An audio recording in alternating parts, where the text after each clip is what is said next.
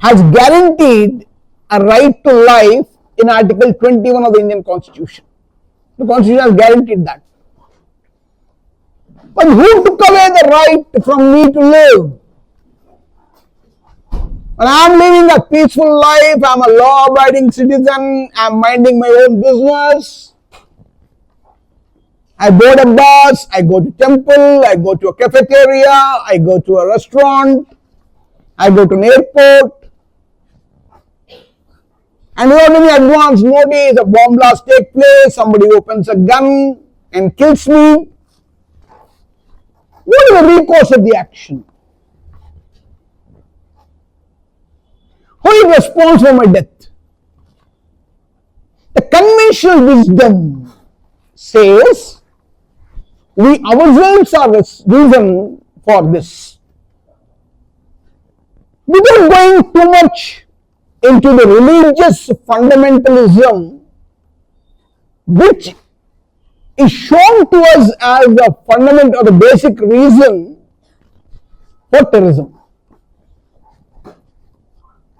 I would not purchase this line of agreement or argument that if religious fundamentalism is the base for terrorism, then during the British regime, Sardar Udham Singh, who killed General Dyer in England, Ustad Bhagat Singh, Rajveer, then other people, Khudiram Bose, Chapekar brothers, are all branded terrorists by the British regime.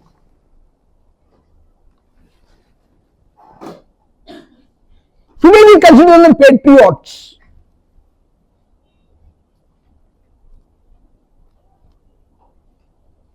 Bhagat Singh Ji was hanged by the British regime, British government.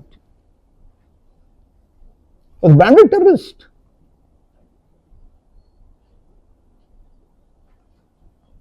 Khudiram Bose, a 16-year-old boy, or Chapekar brothers in Pune, who killed a collector,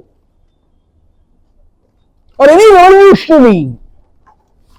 Like in Andhra Pradesh, there was a leader who fought with the tribal people called Alluri Sitarama Raju. Was also branded terrorist. But none of these people were religious fundamentalists.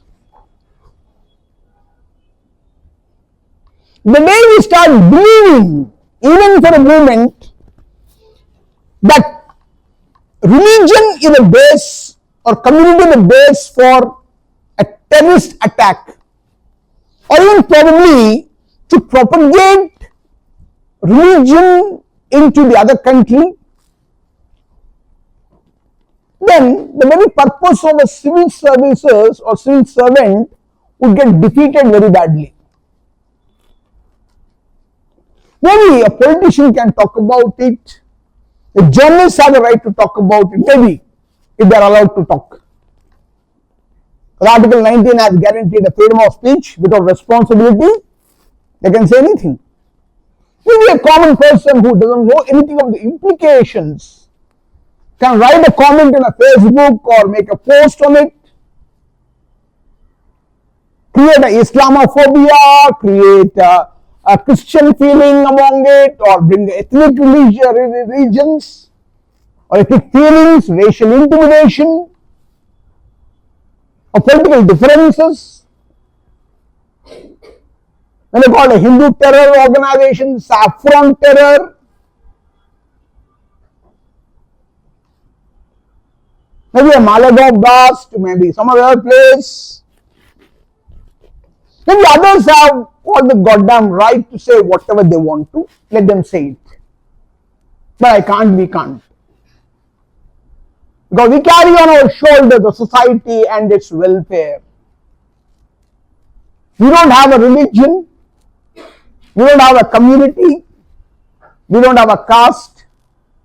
The day we enter recommended, we enter LAPSNA, from there we come to Central Secretariat, from there a ceremonial address, maybe by the Prime Minister or the Home Minister, on behalf of the President of India. Maybe President herself can meet us. Then we are taken to DOPT. There you have to take an oath. After that oath, you cease to be a person from a particular language group or a community, religion, caste, whatever you are. The 3 letters after your name will take away all the baggage you have been carrying all through. You carried your community, you carried your religion, you carried your caste identity, anything. You are not entitled to say, I am a Kannadiga, I am a Telugu, I am a Tamilian, I am a Maharashtrian, I am a Gujarati, I am a Punjabi, whoever we are. We are Indians. And all Indians are our people. Don't believe that I am going to repeat the pledge which is said in the school. Well, I modified it. I modified it a little in school days. In my 6th class, there was my classmate Anupama, and she had a crush on me. Nothing wrong in it. After all, there is something called oxytocin, love hormone, yeah, natural. That's the point. So I was asked to take the pledge, and India is my country, all my brothers and sisters. She used to look at me like that. Unable to bear it, I modified a little, but for one. All is about my brother, but for one. Maybe Hardik Pandya could have said it, but not anymore. Even he can't say it now. Earlier he could say it, but not anymore. Right. Fine. Coming back to the story, terrorism is the intimidation for ransom, extortion, hijacking, anything like this, which we saw yesterday. We'll continue, and after that I'll be taking up the cross-border terrorism. What are the India and its borders, and who are the perpetrators, what are the reasons for it, what is the way forward. Yeah, this we saw. Yeah, this. We will do this as. So high risk targets, did we? Yes, this was the last part. The high risk targets for acts of terrorism include airports, civil and government facilities like Parliament Bhavan, or it can be Lok Sabha Parliament, it can be High Court, it can be any government office, or international airports. Just imagine for a while, Indira Gandhi International Airport. What will happen? I am not worried about Kempegowda Airport, I am not worried about Rajiv Gandhi International Airport, I am not worried about Mumbai Airport, or Chhatrapati Shivaji Airport, no. And specific about international airport in Delhi, what happens? Why IGI? Any guess? No? Nah. Every country diplomat would be landing or taking off from that airport every day. Maybe from Canada, China, then other countries. The diplomat, consulate general, consulate officers, embassy people, all in Delhi would be coming to international airport to catch a flight to different parts of the world. And if their citizens are killed in a terrorist attack in India, I leave it to your imagination.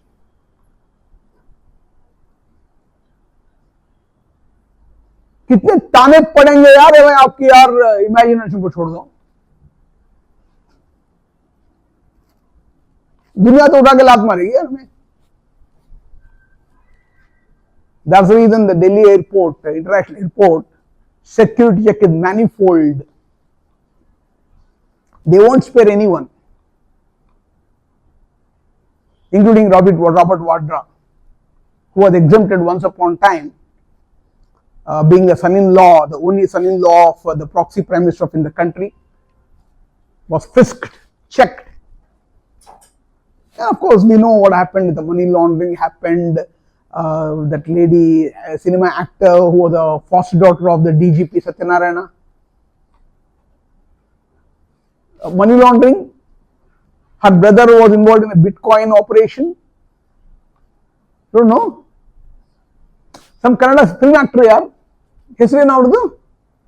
Reena Rana ऐसा कुछ raw है ना, जो भी है. Anyway, Aji, yeah, that's the other part. In the international airports are to be taken care. Large cities, Bengaluru, Mumbai, Hyderabad, then Delhi, of course. High-profile landmarks like World Trade Centers, then Taj Mahal, then other places like Mecca Towers in Mumbai or Antilla Building. What is Antilla? Mukesh Ambani's residency. There was a vehicle parked in front of his house. So suspicion immediately came and they started frisking. That fellow ran away, leaving the vehicle. Intelligence said there were some explosives parked in the vehicle that would not come out in the media. But yes, by few seconds, the whole family survived. Yeah. Terrorists might also target large public gatherings. Imagine Kumbh Mela, which went off peacefully. Luckily. Why? No. Barring a few fire accidents, there was no terrorist activity. It's not that there were no attempts. There were attempts. But people were taken away immediately. Maybe not out of place. I was brought back to service during Kumbh Mela, almost 45 days I was there in Kumbh Mela, Allahabad. I got one opportunity to have a bath once because my wife said we'll have a dip once. She came all the way from Hyderabad because I was on the duty there. I took a break and went there. My job was sit in a tent with a huge televisions with almost 120 centimeters long big televisions, all drones capturing the faces of the people. The drone would capture the faces and our job is to go and sit there and watch people's faces. Anyone with ulterior motive would show that fear in the face.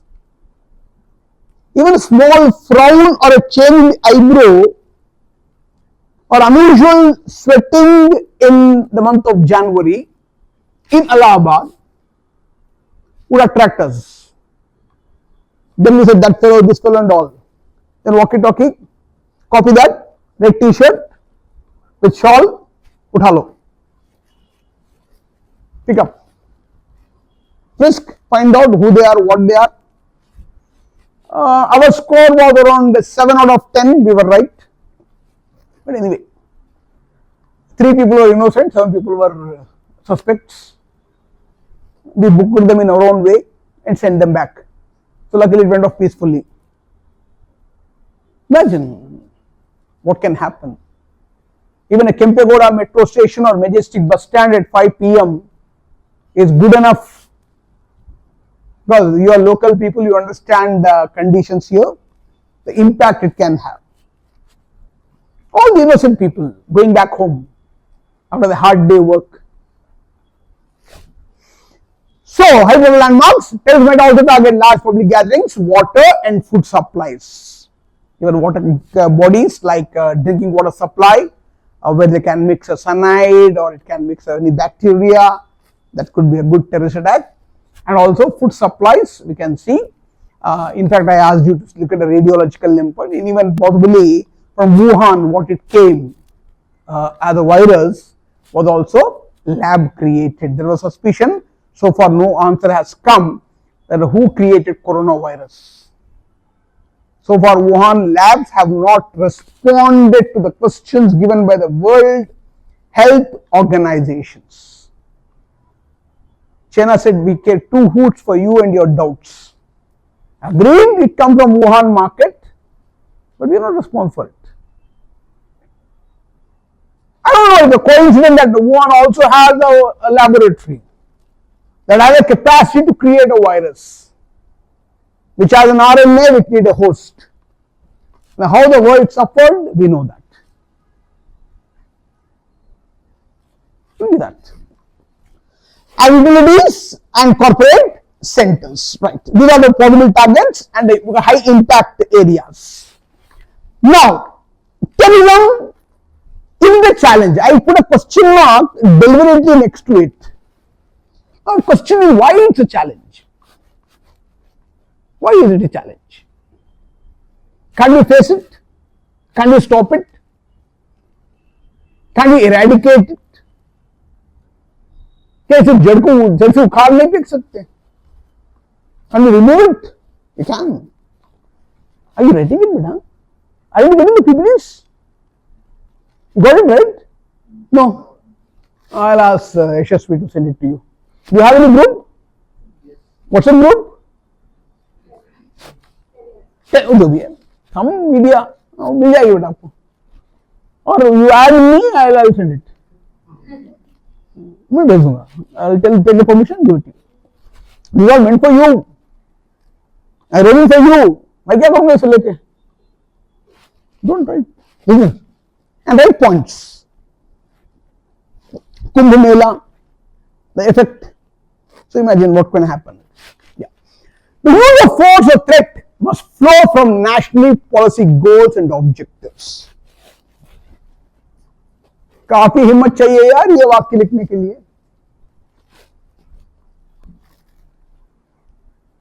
The audacity to write this sentence, tearing apart the government policy paralysis in controlling the dreaded disease called terrorism, killing innocent people for no fault of them. If any common person asks the government, why should I die in a terrorist attack? I don't think any government has an answer to the question. Like we tried answering yesterday, if at all you went to a mother who lost her 2 children in a terrorist attack, how would you console her? क्या समझाओगे उस मां को जो अपनी बच्चों की मौत की मकाम बना रही है? क्या बताओगे उन्हें? क्या तसल्ली दोगे? ಏನಂತ ಹೇಳೋದು ತಾಯಿಗೆ? ಏನ್ ಮಾಡಿದ್ದ ಸರ್ ನಮ್ಮ ಮಕ್ಕಳು, ಏನ್ ಮಾಡಿದ್ರು, ಏನ್ ಪಾಪ ಮಾಡಿದ್ದಾರೆ, ಯಾಕೆ ಆ ತರ ಸಾಯಿದ್ದಾರೆ, ಏನದು? ಏನಾದ್ರು ಕೊಡ್ತೀವಿ ಅವ್ರಿಗೆ? ఏం చెప్తామండి? ఏం చెప్తాం? వెద నెల్లూరు గర్ల్ అక్కడ కూర్చున్నారా? You change the place. Hope it's not an address. Is it the fashion? I don't know. I expect some decorum in the class. Some decent. Don't get up from the bed and enjoy your siesta and come to class. Some proper dressing is required because we are civil servants. Anyway, up to you, your choice. So the use of force or threat must flow from national policy goal. Every nation has a policy. The policy must be for the welfare of the people. Other than this, if anything else is more important, tell me, I would like to listen.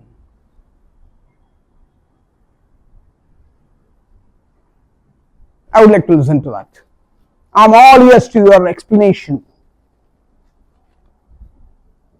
The ultimate purpose of any government is not to protect its people.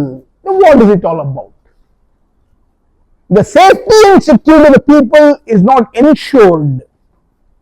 Then what is it all about? What am I supposed to do?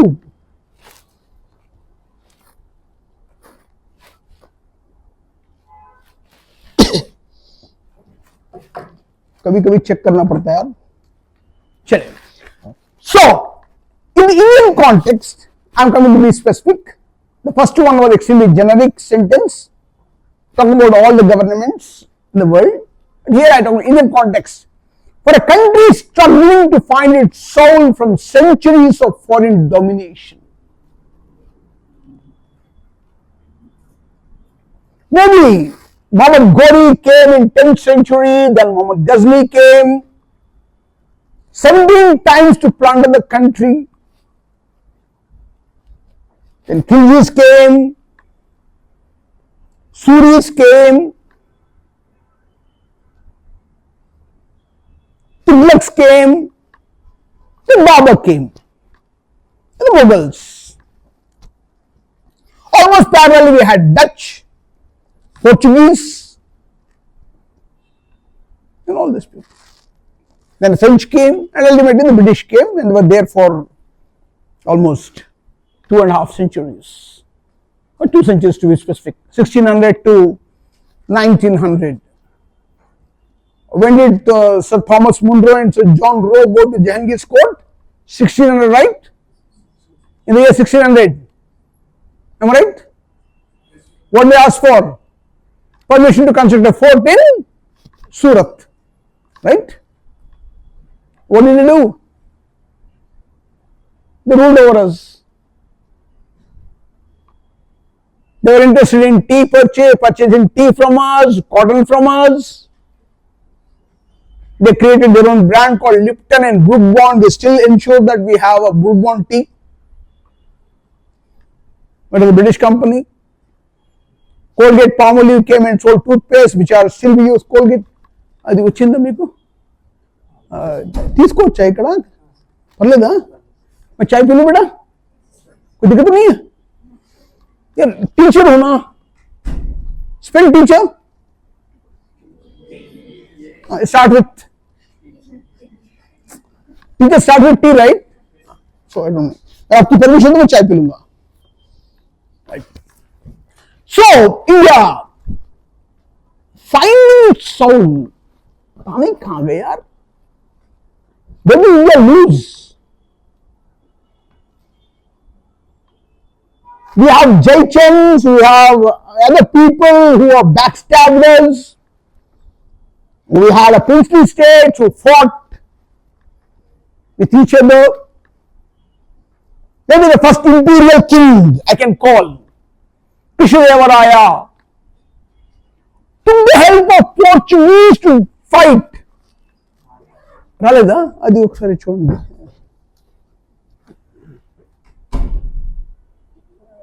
Wifi కూడా రావట్లేదు ఏంటి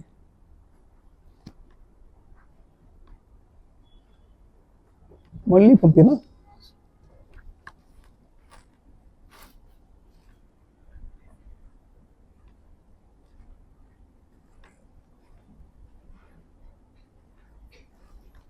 एक minute रुको यार अगला PPT तैयार हो रहा है भेजने के लिए भेज दूंगा आ ही जाएगा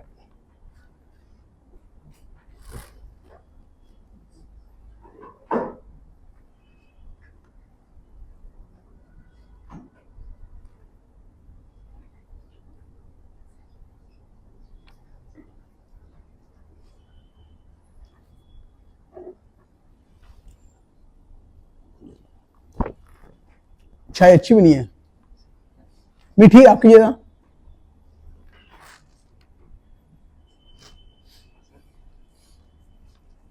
नहीं if I say something you'll say that I am flirting anyone चाय तो मीठी बनी है आपकी तरह हमने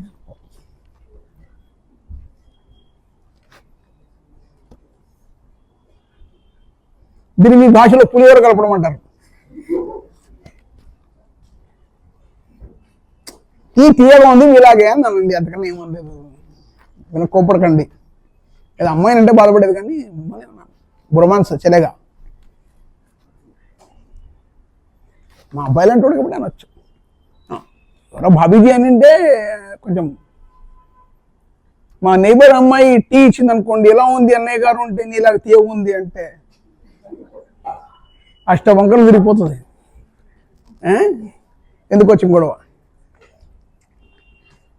I'm like this.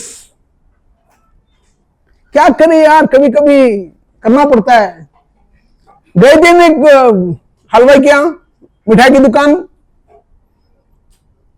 I was standing next to it, my son was showing the sweet. Auntie ji wo wala, auntie ji wo wala. कौन सा बेटा वो वाला?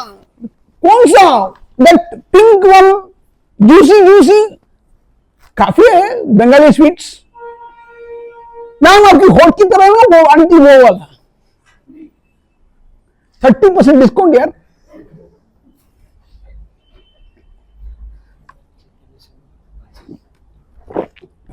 వెళ్ళలేదా?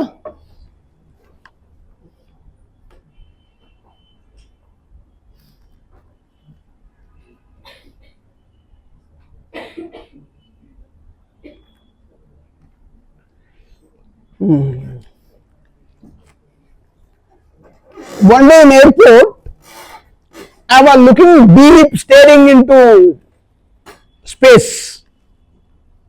I was not looking at anyone specifically. A lady walked in front of the lounge. She came across and said, "Why are you staring at me?" I could have said, "No, I'm not staring," but the argument would go further. Then I told yesterday, yesterday I went to a florist to purchase a bouquet. I found a beautiful rose there. The rose did not ask me, "Why are you looking at me?" She went back.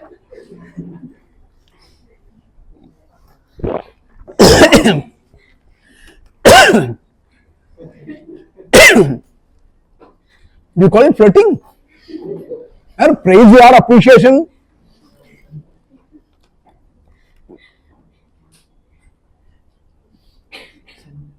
अच्छा मंडली को बिदामा. Okay right कर देंगे, अभी कर देंगे. Cross border terrorism, an internal security challenge.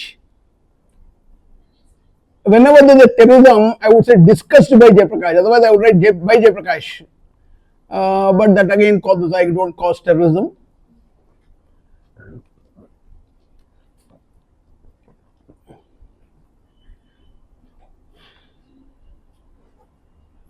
Yes, that's wonderful.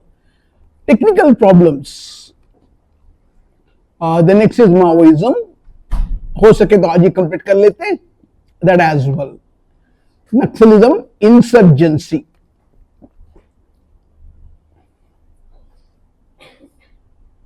अच्छा यार चाय गर्म नहीं थी.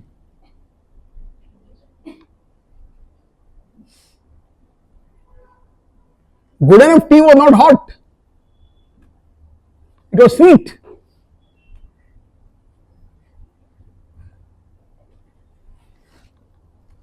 Have you ever said?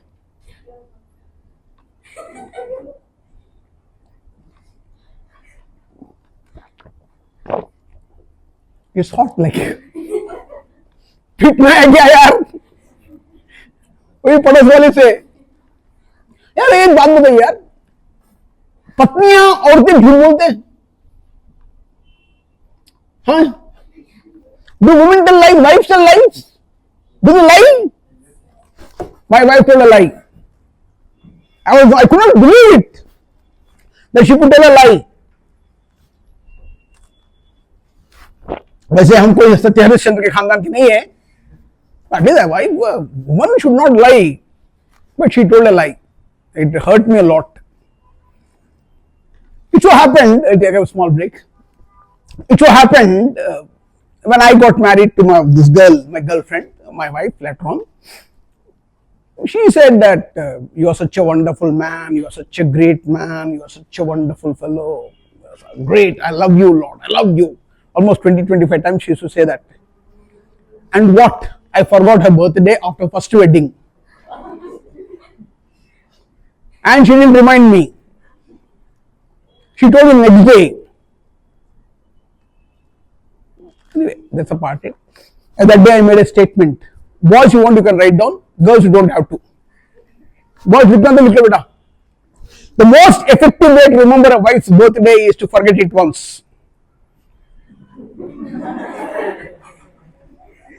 Come. Go blading, man. You're not late, you're delayed. Bengaluru people are always an excuse of traffic. So you're delayed. Tika Shika, Mundurge? No, sir. I had put it up in my house. I had put it up in my house. भगवान पे विश्वास है?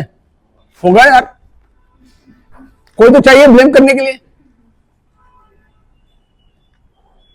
Recourse for our failure is somebody, not me definitely. Anyway, so she said, I love you a lot and all. In the meantime, my son was born. He grew up to 1.5 year, 2-year-old fellow. Then she stopped saying that I am good, my son is good. Your beta is much better than you, your beta is much better than I love my son, fine. But that was a lie. Even now, she loves and worships me, but she won't say that. But she said, I love my son more. One day I was supposed to take her out for shopping. I said, please go, let's go to Sarojini for some buying all that female stuff. I said, done, we'll go. But carrying this fellow is a big issue. So she took my son to the neighbor's house, Bhabhi's house, and gave my son to the Bhabhi, neighbor's lady, and said, Bhabhi ji, 2 घंटे के लिए आप मेरे बेटे को देख संभाल लो, हम शॉपिंग जाके आते हैं. अरे इतनी प्यार बेटे से तो खुद को ले जाते, मुझे छोड़ जाते. If you loved son really more, she would have taken the son and left me with the neighbor.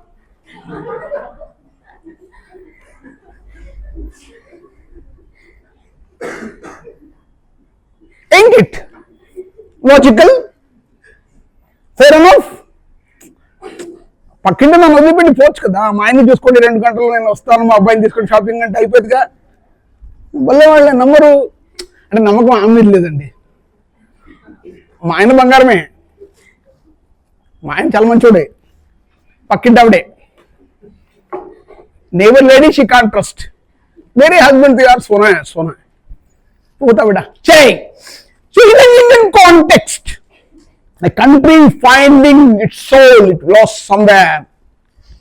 The continuous domination by foreign invasions. Way back 332 BC, when Alexander wanted to come, but he died in Babylonia. Then Seleucus Nicator came, he was defeated by Chandragupta Maurya. He gave his daughter in marriage. Otherwise, we don't know what would have happened. The Yavanas came, the Kushanas came. I don't know how far that Aryan dynasty the theory can be believed. But India never was safe on its own. This issue is not something today or yesterday. It has been happening since time immemorial. Luckily, only US and Canadians can see aliens. We can't see, but they have it. Luckily, we don't have that. They have a Star Wars. They fight aliens. A Ben 10 wala hota hai.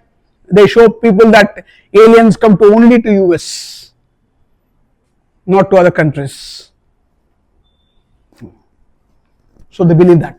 So at least we have some other country people coming to us, dominating us, enslaving us, terrorizing us, threatening us, exploiting us, propagating the religion to us,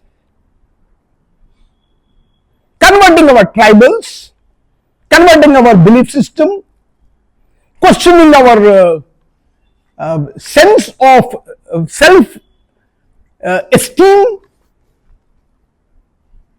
We have been enslaved for long. Even the language I am speaking and I am writing is not mine. The language you write for UPSC is not yours.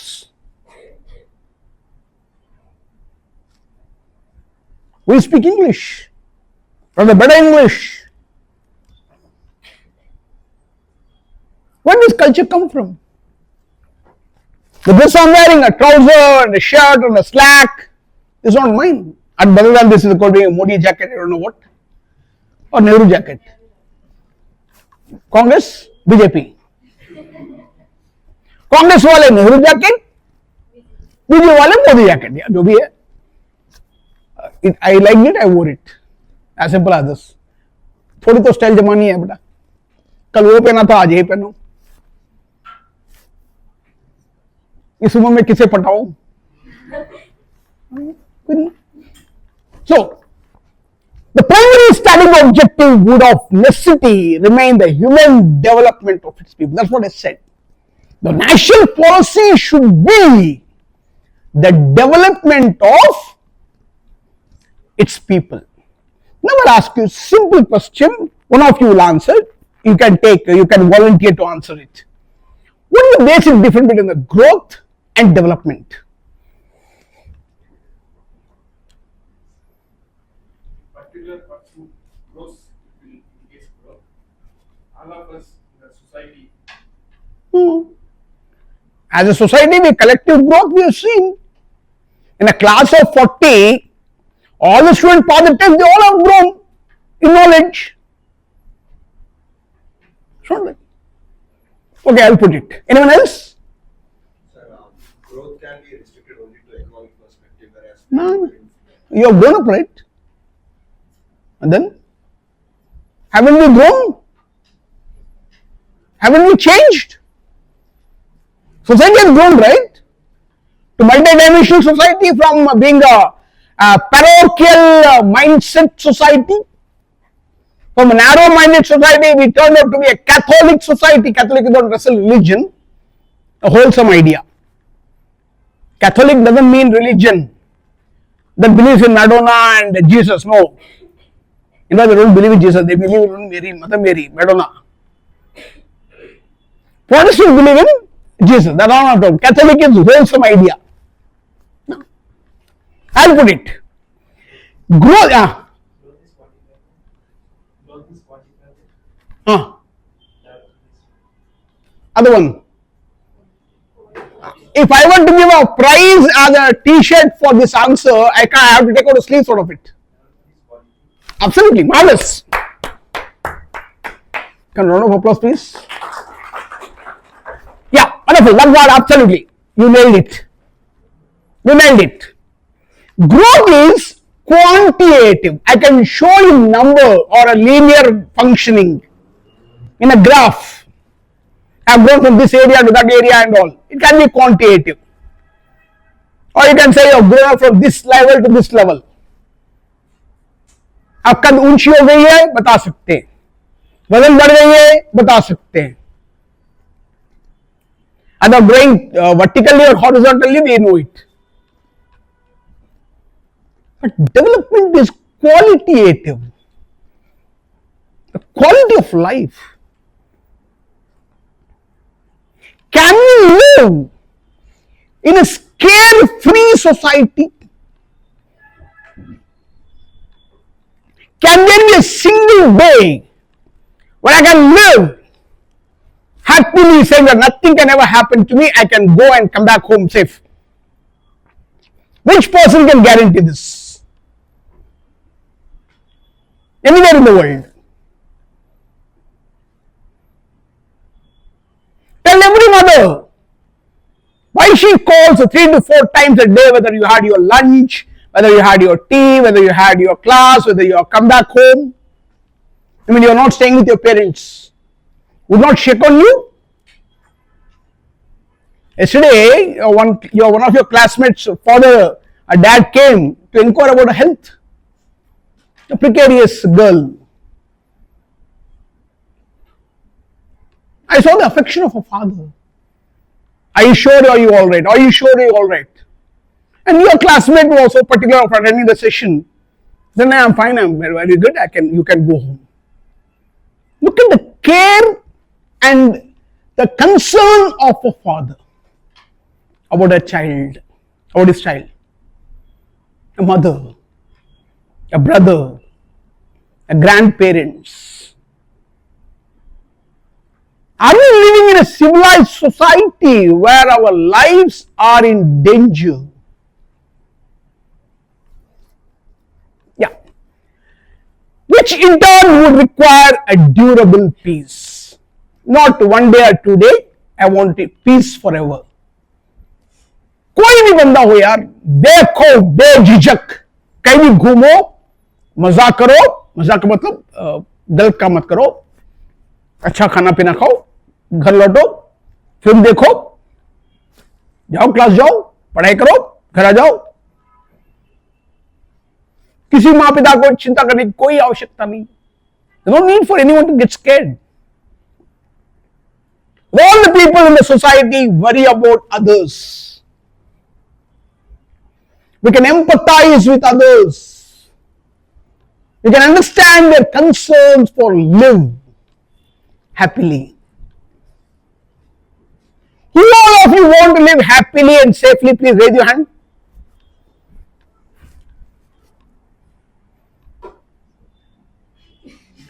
Are you thinking? क्या सोच रहे हो यार? Forget about happy. At least you try to be happy. You want to be happy. And that's what your question is. But happy is a relative term. More relatives, more happy. No. Oh, yaar. Not that relative, yaar. I misunderstood that word. Misconstrued the word relative. Happiness is a relative term. What is happiness to me is not happiness to you. Maybe watching a movie is happiness to you, reading a book is happiness to me. That's what I mean. Subjective. It changes for you and me. But at the end of the day, you want to be happy, right? Then why not other person? When you want to be happy, why don't you let her to be happy? Why bear grudge on people? Why enmity, animosity, hatred? When all of us want to live peacefully, why can't we live peacefully? What is stopping us? Think in this line, you get the answer. Catch this line. If all the people in the world can live happily, what is stopping us from being happy? Safe, secure. End of the day, I want to live my life the way it is. Come what may. The Bible said, love thy neighbor. What do you mean? Old Testament, New Testament? Old, right? No Christian here read Bible? क्या बात है? Even I don't identify, but I only identify the Bible part. You never read the Bible? अरे भगवत गीता खुद नहीं पढ़ी तो Bible क्या पढ़ेंगे? हमारी नहीं पढ़ी तो बड़ों से क्या पढ़ेंगे यार? इतनी फुर्सत कहाँ है हमें? Because you are Gen Z, you are born up with what do you call that? Internet generation. You get a lot of movies and all free, download version, and you have time to watch the movies. And the teachers, the religion, they teach the community, they teach us how to hate women, how to play around with a woman, why a woman is an object.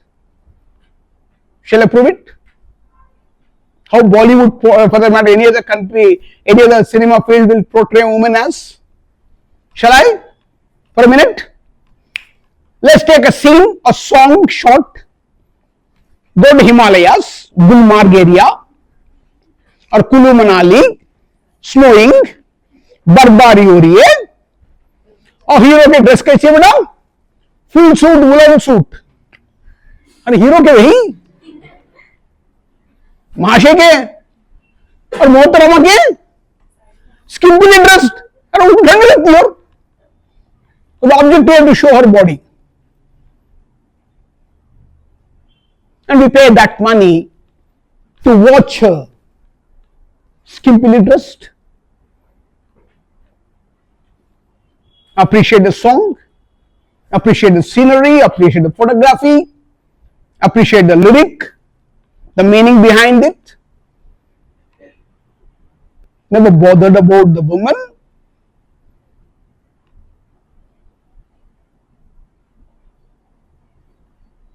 And you come out Can you say that boy who has committed an assault on a woman was provocated by that movie? Not the heroine, not the actor, but another common lady in the society. The damage is manifold. Think like a UPSC aspirant. Your dimension will change. The national approach to conflict must hence aim first and foremost the deterrence and dissuasion to enable peace. Stop, dissuade, ask people to shun violence, shun bloodshed, shun hatred towards others, stop hating people, stop bringing differences among us. I think it should be part of the curriculum in school. I think the 5th class student should be given a photo exhibition of terrorism act, like I have shown you one. It should be part of the curriculum. Yes. In fact, the boy student should have a test on women and women's safety, and also tell them that every woman is equally human. Even she is a human being. Sensitize boys. Instead, don't give her a pepper spray. Tell the boy to be careful. As long as we don't do it, then we have no right to speak about the peace, then safety and security of the people. No one is safe in the country. In the event of the conflict, the aim must be for early conflict resolution. In case we do not agree, sit across a table, talk it over, discuss it, or a cup of tea, solve it. An eye for an eye only will make the world blind. You attack my soldiers, I attack your terrorist hideouts. Balakot airstrike, Uri attack, surgical strikes, now Operation Sindhur. कोई मतलब नहीं बोला. जो भी मर रहा है इंसान ही मर रहा है. Human being, common man is dying. I can't identify the human being in the name of religion or ideology. With adequate conflict control mechanism in place to reduce the risk of escalation. It should not go beyond a point. Whenever there is a difference of opinion, sit across, solve the issue, discuss it, end it. Violence is not a means or an end to any problem. No war has ensured peace to the world. Now, you can check history. Any number of wars you can check. Which war has guaranteed peace to us? No. In which fight between two persons, who is the winner? No one. Even if you win a war or battle, you lost the connection, you lost the friendship, you lost the value of one person in the world. You only sown a hatred towards you with that person. In my case, I was only doing my duty. I was protecting my country. But ना चाहते हुए भी मैं यार दुश्मन बना लिया. दुश्मनी मोड़ ली मैंने. दाऊद इब्राहिम गैंग से एक बार दो गोली लग गई, दो बार बाल बच गया हूं. Fine. I still access to the classified documents I have submitted. I don't allow anyone to touch that. No one. They are safe in national informatics centers. I don't allow anyone to touch that.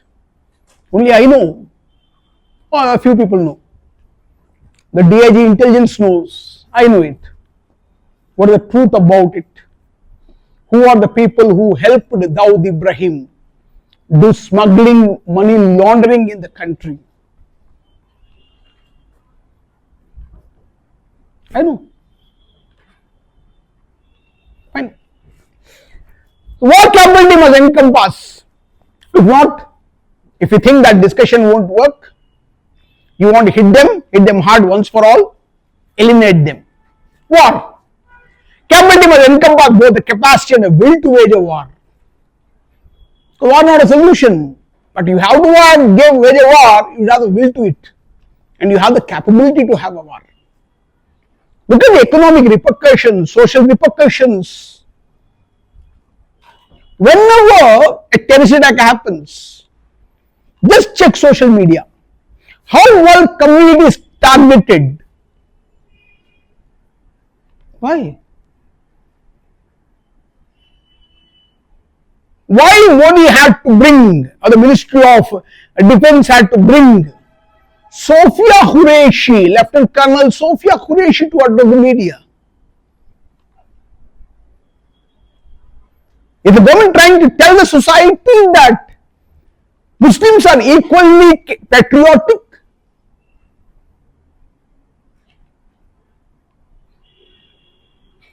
Why? Why Sophia Qureshi came? Why not some other officer? Think about it. I agree with the strategy to send a message, a strong message to the world that the government is not worried about the religion or the people of a particular community. But unfortunately, people have only the narrow-minded approach. Yeah, it will require a well-trained and equipped force to meet such national policy objective. If the war is the ultimate option to you, then yes, it should be. When I come to cross-border terrorism, I'll tell you about Armed Forces Special Protection Act. How Indian Army terrorized certain ethnic groups. Can you believe it? Can you take it? Can you digest it?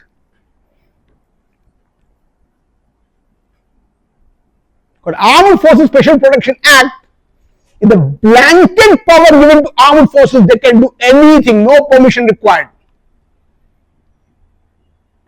They take a gun and shoot anyone, no questions asked.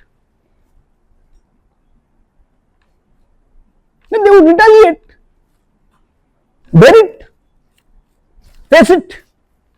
You can't avoid it. All the sovereign states pursue their perceived national interest, which is natural truth that no country in the world would want to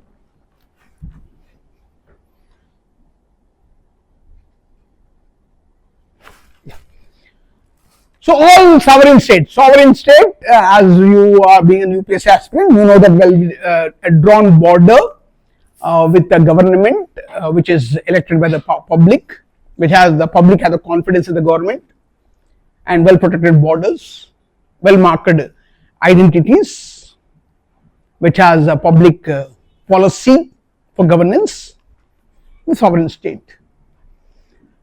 At the apex level, at the highest level, the national wide interest would encompass matter pertaining to territorial integrity. Come what may, I can't give up my border. Jammu and Kashmir is an integral part of India. Which is the tallest mountain peak in India? K2. Can I climb tomorrow? No. If you want to climb tomorrow, Kanchenjunga. You can go. It's in Sikkim, you can go. But you said K2 is the tallest peak, right? Yes, sir, it's in a neighbor's house, it will come back tomorrow. It's in POK. What is our language? Pakistan occupied Kashmir.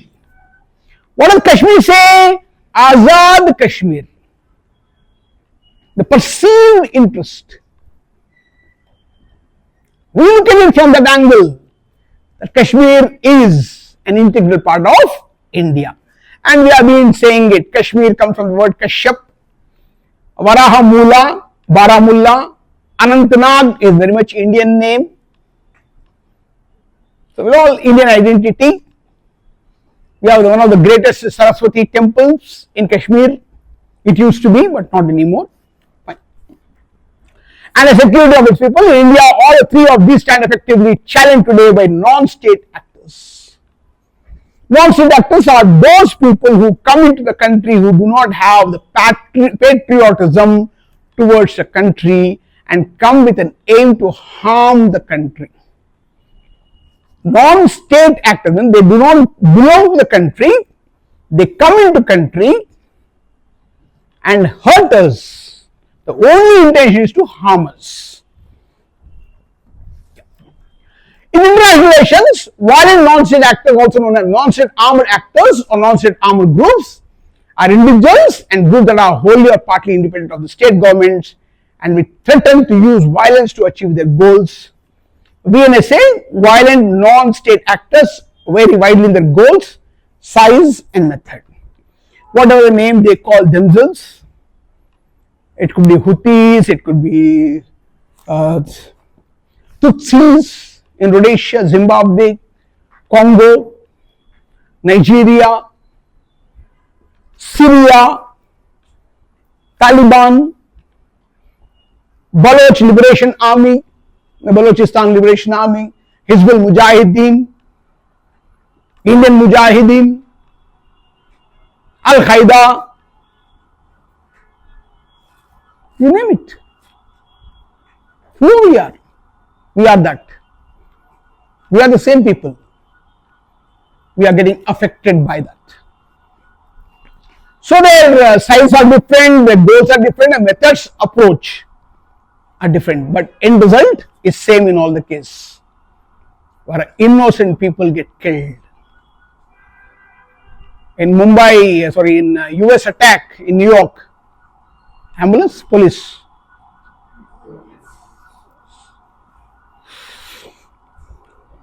The big problem in Bengaluru, they don't give way to ambulance. People should sensitize them, right?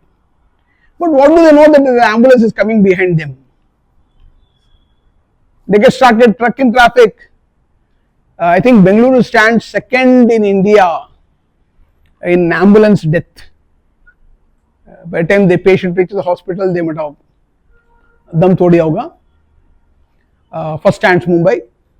They never give way to ambulance. They can't give way to ambulance. Second be Bengaluru. Third Hyderabad. Fourth Kolkata. But Chennai have a dedicated, especially Indore has a dedicated road for emergency.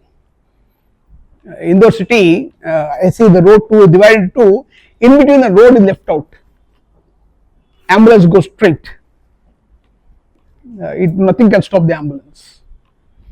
When you traffic, you can't do anything. Yeah. So different methods are applied for creating the havoc among the people.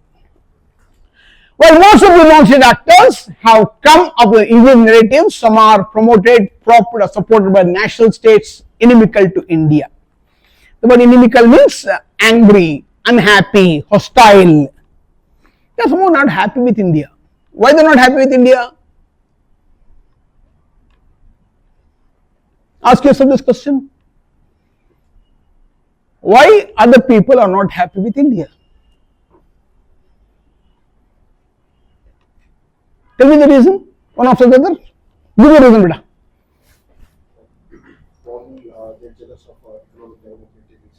Alright. It's a democratic country, it's developing economy, we are the third largest or fourth largest economy, whatever the number Nirmala Akka gives to Tetanus.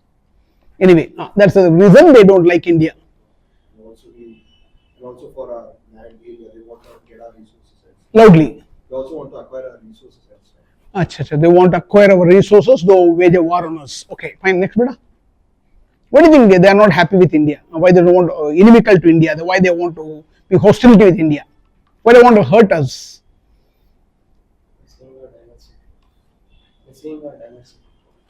Because you're diverse country, they hate us. Huh? Any language. Any language is okay. कोई language चलेगा. Hindi, Kannada, Telugu. Which language you speak at home? Telugu. చెప్పండి. ఎందుకు భారతదేశం ద్వేషం ఎందుకు ఇంతమందికి ప్రపంచంలో అందరికీ భారతదేశం ద్వేషం ఎందుకు పెంచుకున్నారు చెప్పండి, నేను ట్రాన్స్లేట్ చేస్తాను వాళ్ళకి. You don't have an idea, fine, it's good. Having no opinion is very good opinion. Next. Loudly. I'm hard of hearing. I can't put a machine because it doesn't look good. Loudly. Can you hear what he said? Did you hear? You have to get a machine then. Loudly, beta. So because of the good relationship with other countries. Ah, do we? How many of you are going to buy this argument? India has a very good relation with other countries. Not that good. China, Pakistan, Egypt, Syria, Turkey. Which country? Iran, Iraq, Palestine. We are friendship with Russia because Russia cannot sell oil to anyone else.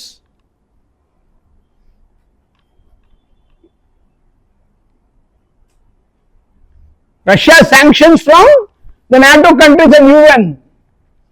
All the European Union and the other countries have banned Russia from selling petroleum. So India cares two hoots to any one of them, especially US. And we buy petroleum from Russia at 25% discount in Indian currency. Now Russia is tackled with 300 billion rupees. Russia is asking, before Putin came to India yesterday, the other day, what should I do with Indian rupee? Nobody is taking it. Narendra Modi being Modi said invest in India in the form of FDI. So all of them you are getting petrol free. You pay rupee, take petrol and get back the money. I don't know.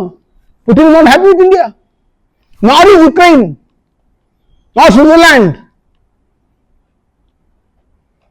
Because we are breaking the back of Switzerland by asking some sensitive information which they don't want to share. The green money, the black money that is stored in Swiss banks. Sweden is not happy. Next, beta. What do you think the world is not happy with India?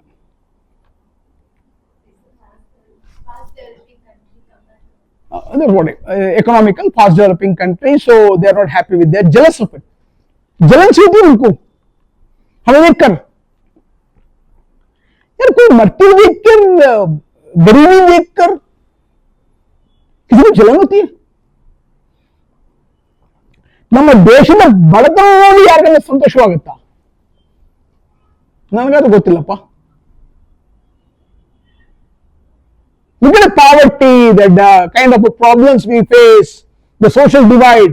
I don't know anyone is envious or jealous of us. And don't buy that argument that India is the fastest developing economy now. I am an economist. I teach economics. Don't purchase that. Shall I ask you one question, beta? Shall I? Try. Good. Does India have an equitable distribution of prosperity?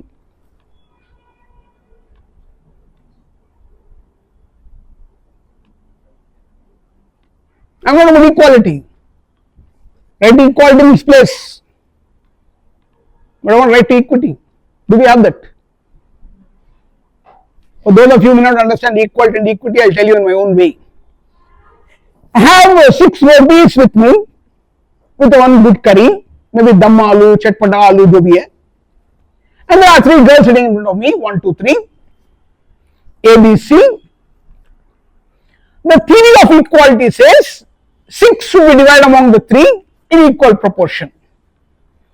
2, 2, 2. Equality done.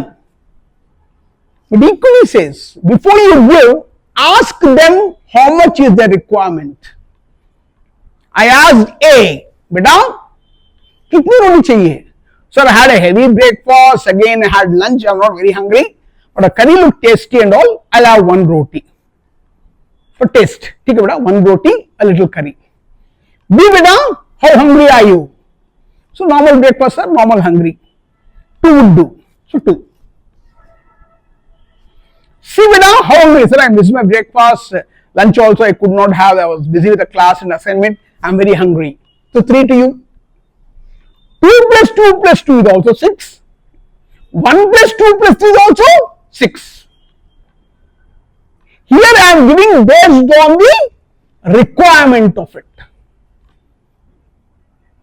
Do the tribal rural areas have infrastructures? Do they have good schools? Do they have a good hospital, medical care? In any medical emergency, they bring the patient out to nearest hospital because there are no roads. They would die. A third trimester lady, the EDD is given another 6 days. Suddenly she developed labor pains. How will you bring her to nearest medical care for a safe delivery? Where are the trained professionals? The great difficulty of what an auto rickshaw or a bullock cart or some tractor and all, the roads are so pathetic in tribal area, rural areas, the trauma, दोनों दम तोड़ दिया, अंदर बच्चा माँ दोनों. Well, all the development is in only urban areas. While coming, I saw Manipal Hospital, Jayadeva Hospital, and other hospital, Manipal, all this Columbia, Asia, a good number of hospitals in Jayanagara, this Madivala area, Kormangala area. Then who will cater to the rural areas? Where do rural children get opportunity to get educated?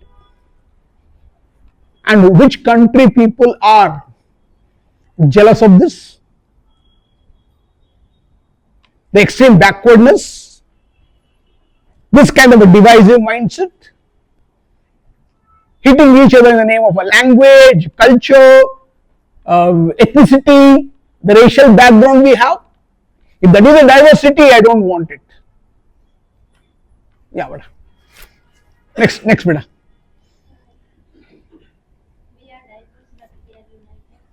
We are diverse but united. Who is going to buy this argument? An oxymoron expression. We are diverse but we are united. Two opposite words together. Who is going to buy this? I won't buy. Pakka. Interested? Would you subscribe to our idea? No. We'll start from here. Because almost monotonous answers. Start you, beta. You tell me. Why is the world not happy with India? You. No, I don't ask walls. I don't talk to walls. No, beta. I'm asking you. Where are you from? Karnataka? Eli? Raichur? Mami? Raichur city? Atre? Devas Guru? Lingus Guru? ನಾ ಶೆಟ್ಟಿಯನ್ನ ಅನ್ಕೊಂಡೆ ಇಲ್ಲ ಆಯ್ತು. ನಾ ಬಂದಿದ್ದೆ ಗಂಗಾವತಿ, ಲಿಂಗುಸ್ಗೂರ್ ಎಲ್ಲ ಸುತ್ತಮುತ್ತ ಬಂದಿದ್ದೆ. ಅಲ್ಲಿಂದ ಒಂದು ದೇವಸ್ಥಾನಕ್ಕೆ ಮಠಕ್ಕೆ ಹೋಗಿದ್ದೀವಿ ನಾವು, ಮಂತ್ರಾಲಯ ಅಂತ. ಅಲ್ಲಿ ಶೆಡ್ ಬಿಚ್ಚಬೇಕು. ನಮ್ಗೇನೋ ಅದು ಅಭ್ಯಾಸ ಇಲ್ಲ. I don't know, this is a thing, so men will remove the shirt but you can cover yourself. थोड़ा शर्म होती है बेटा. जितने भी मर्द हो यार, बिना कपड़े तो घूम नहीं सकते. सलमान खान थोड़ी ना बनना है वहाँ पर, लेकिन हर कोई वहाँ पर सलमान खान ही है. तो I covered myself and they served a meal. Awesome. But Samba was just like, very good place. Raichur. Loudly beta. I know. From Raichuru. Mantralaya. Oh, fine. Okay. Say it. Why is the world not happy with India? Remember your UPSC aspirant, don't give me vague answers. Yeah. I'm hard of hearing, beta. ಕೇಳಿಸಲಿಲ್ಲ ಸ್ವಲ್ಪ ಜಾಸ್ತಿ ಜೋರಾಗಿ. I'll come closer to you, beta. Growth. What growth? India is going. I just told you, don't believe that. Whatever Nirmala Akka says is a political statement. Whatever Anant Nageshwaran says has to compel to say it. Don't even believe one statement from what government gives about economic growth. I am interested only in the self-esteem of the people. What all you tell me, I can counter with one fact if you can digest it. India is home to the world's largest slum. The largest slum on the planet in Mumbai, Dharavi, where 412 human beings share one washroom. Women wait for dark to ease themselves.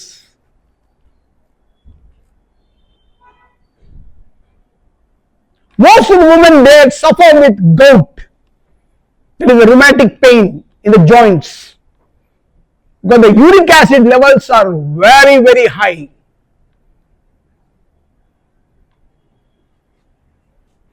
At the end of the day, every woman worries about her modesty.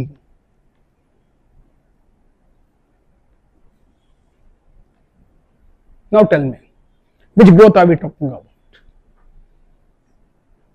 Are we talking about literacy rate? Are you talking about education, employment? Are you talking about industrial growth, the manufacturing growth?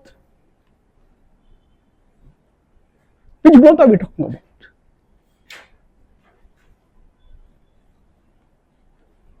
Think like a UPSC aspirant.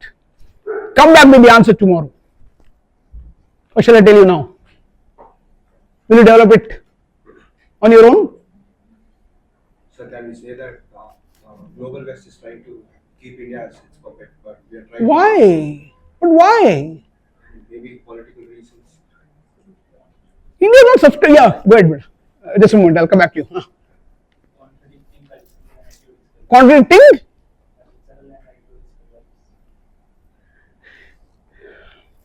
A little difficult to believe because though technically right, ideologically we are a different country, but we do have our differences. Because India is a country, is a mixture of all religions, cultures, whoever come get assimilated into it. What you said is right. Any religious people can live in India, that's not a problem. You are a Christian, you have a church. You are a Muslim, you have a masjid. You are a Hindu, you have a number of temples. Your cultural wise, your language wise, you don't have any problem. Alright, Bengaluru, Chennai, the people are talk about the linguistic jingoism. One should speak Kannada in Bengaluru and all. Otherwise, I'll beat you. మనకుందా అది మనం reverse కదా మనవాడు కాకపోతే మనకు చాలా గౌరవం ఎక్కువ కదా తెలుగు వాళ్ళకి అంతేనా if not ours the fellow will get a lot of respect in Telugu area. If you speak Telugu they look down cheap. మనోడేరా Delhi. But in Karnataka you have to speak Kannada and you have your own flag. The only state flag, and one of your MP, who is the brother of the Deputy Chief Minister, had an audacity to declare South India as a separate country. Ideologically, what you said is different. Fine. Kerala is different, Tamil Nadu is different, Pondicherry is different, Karnataka is different, languages, culture, festivals, food habits, dress culture, everything is changed. I agree. But End of the day, there is something called Indianism. Anyway, that's a part of it. Now I'll tell you the reason since I tried with you. Anyone else still want to tell? Any innovative idea? So can we say that India is not supporting any countries in some decisions and all? If they are doing some wars and all, we will maintain that stableness. We won't support any country, not this one, not that one. So, that may be triggering other countries too. but where the rule of thumb that we should support one of them? It's not there, but I understand you. What exactly are you trying to say this? When the Cold War was on the high between the USSR, erstwhile USSR, Russia, and the US bloc, or the democratic bloc, or the communist bloc, or the capitalistic ideology or the socialistic ideology, between these two, India did not opt for it. Not only India, Egypt, other countries, Yugoslavia, erstwhile Yugoslavia, now Serbia, Herzegovina. There were some countries who did not join these two. They took a middle path called NAM, non-aligned movement. हम तो हिंदी में इसको गुट निरपेक्ष कहते हैं, आप क्या कहते हैं मैं नहीं जानता हूँ. I don't know what you call that in your language. We don't align with anyone. Okay, I'll buy it for a while.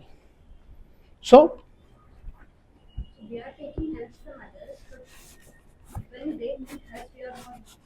what help are we taking? Like some Allowing McDonald's to come and sell chicken, and allowing KFC to come and sell chicken to us, allowing Domino's and other fellows to sell pizzas to us, allowing US Polo to sell jeans to us. How are they helping us? from Russia and all, we are getting support, but when they need, we are not going towards them. Okay. Triggering them. We are helping them by purchasing their oil. But when they want majority from nations, they are not. You are not even a member of Security Council. Then why would you worry? When they need support, we are not. India can't support. They want vote in Security Council. We are not a member of Security Council. Finish. Over. Now I'll tell you. Good effort. But not particular. Generally, all the class. Anyone still? Sir, Yeah. in recent years, India has been contesting the established global order. Okay. So, like you said, we are asking for a membership, permanent membership in the Security Council. We are asking for reforms in the UN. We are asking for the BRICS Development Bank, trading in national currency, things like that. So that is, it contests the US's domination. This is a recent phenomenon, but I'm talking about earlier as well. This is a recent phenomenon. What you said is right, understandable. Now I'll tell you.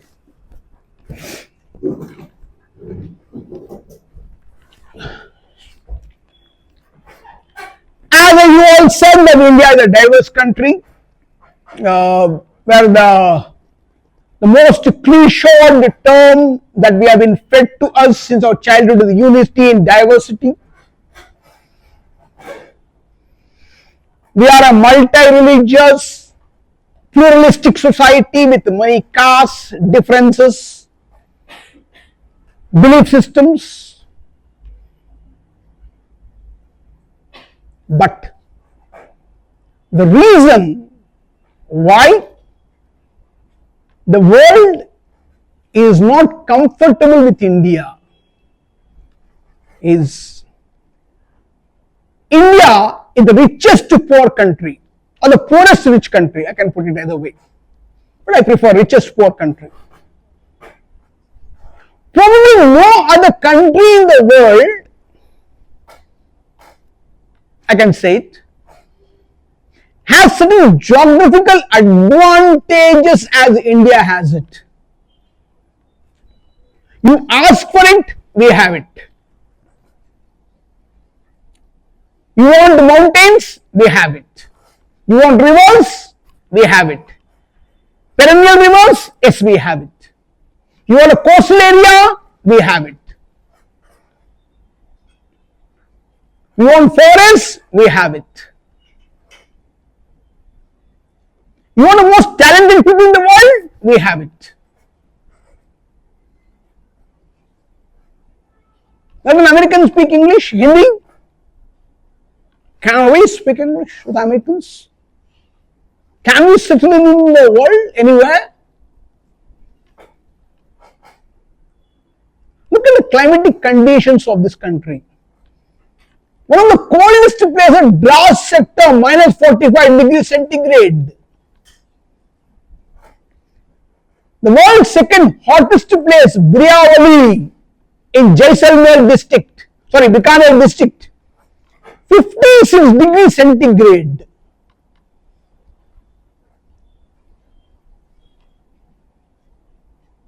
Both exist in the same country. Now look at the infrastructure development, technological development, the information technology, artificial intelligence, the medical knowledge, one of the oldest being Ayurveda, the herbal medicine, thanks to Ramdev Baba for becoming the international brand of yoga. But I have a question to ask him. I'll ask him later on when I go to Haridwar. One day I was just scrolling through, I came across a particular picture, but it said that do yoga, no diseases will ever happen to anyone. Yoga is the biggest cure of all the diseases in the world. Why do we sell medicine then? I have another एक विनम्र अनुरोध है रामदेव बाबा जी से, मैं हाथ जोड़ के उनसे विनती करता हूं, मीडिया के जरिए से, चाहे तो ये ऑनलाइन जा रहा है तो भी चलाइए, पतंजलि ब्रांड के लोग के आप कुछ भी बनाइए, आटा बेचिए, मुझे कोई आपत्ति नहीं है, दवाई बेचिए, सोप बेचिए, पेस्ट बेचिए, मंजन बेचिए, जो बेचना बेचो, कृपया हमारी ये अनुरोध है, विनम्र अनुरोध है, आप पतंजलि ड्रेसेस का बिजनेस शुरू मत करिएगा, क्योंकि सारे हेर्बल हैं कि पत्ते यार पहन के तो नहीं जा सकते हैं कि फट गए तो I request him to not start Patanjali dress because he would ask us to wear leaves. Because the only herbal organic clothing is leaves. ಮುಂಚೆ ಒಂದು ದೊಡ್ಡ ಒಂದು ಎಲೆ ಹಾಕೊಂಡು ಹೋಗ್ಲಿಕ್ಕೆ ಸಾಧ್ಯವಾಗೋದಿಲ್ಲ, ಹಾಕೋದಿ ಚಿನಿಗಿపోతే ಕಷ್ಟಮು ಹೌದು. So that request, anyway, that's about it. So we have the oldest Ayurveda, Shushruta surgeries, we have the Vedic culture. Very, very long ago, when the Gregorian and the Mayan calendar people could not comprehend the astrophysics, India taught the world how to calculate the almanac. Anyone who came to India, whatever they propagated, we embraced them.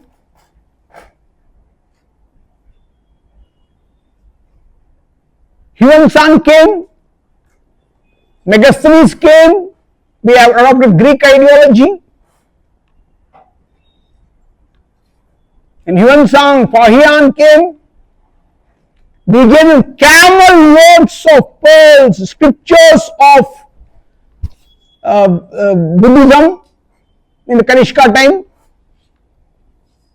which propagated Buddhism in the Far East country. Much before that, Ashoka, the Mauryan emperor, who shunned violence to become still a monarch, sent his two children, Sangamitra and Mahendra, to the eastern countries to propagate Buddhism, like Sri Lanka, Malaysia, Thailand, the other countries. Japan still follows Buddhism, which has originated in India. We are one of the oldest cultures. So possibly somewhere, whatever you ask for it, India has it. We can learn any language, We can speak any language. We can communicate with the world in a language they chose.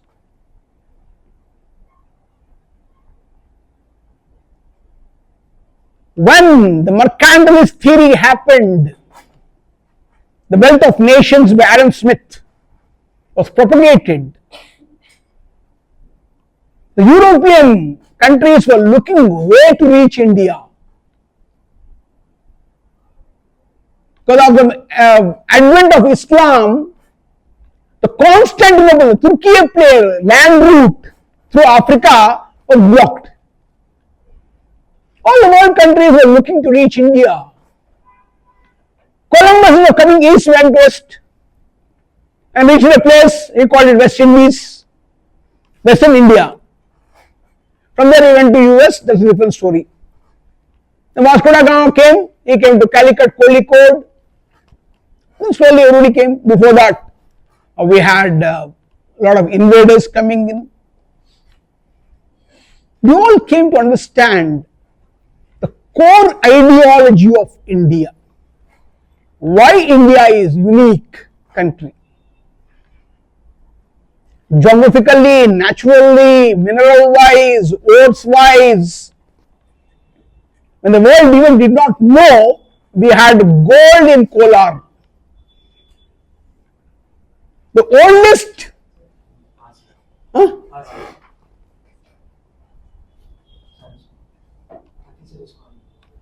go. So we have everything. When the world did not know gold, S.R. Rau excavation, Harappan Indus Valley civilization, we found gold coins. For sure, nobody would have known Africa at that point of time. So South Africa had gold, we didn't know. The gold has come from Kolar goldfields. The world's oldest copper mine, K3, is in Rajasthan. The world's oldest dockyard, Lothal, is in Gujarat. So there is something to this country which rather makes the world flummox, confuse. Why? India is a unique country. Maybe its geographical identity, maybe there is a Tropic of Cancer going across it, maybe three sides of the peninsula, maybe there are the Himalayas, it could be a Gondwana plate, anything. There is something to it. The world wants to understand India. In fact, there is a subject called Indology, study of India, which is pursued by many American classes are conducted in Indology. There are some people called Indophiles, they love India. They come searching for something in India. There is something magical about India. The people of this country, the difference of opinions we have, but all said it, you are diverse, your unity, your economic growth, we are able to consume world products, we can adapt. Other country people don't adapt so quite easily. I have never seen an American wearing a dhoti kurta, but we can wear a trouser, jeans. If they tore jeans, we also tore our jeans.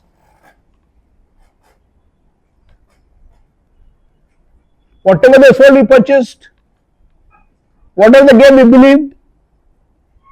If they came in the form of missionary and told us that Jesus Christ is great, I said, yes, Jesus Christ is great, very correct. Come. You want a church? Yes, please go. Construct a church. You don't have an objection to it. You want to propagate religion? Yes, Article 25 says it. The Constitution guaranteed it. Go preach Hinduism in other countries? No, you can't. Look at Bangladesh. How they troubled the ISKCON priest. Yesterday 24 Hindus were killed in Bangladesh, a country created by India.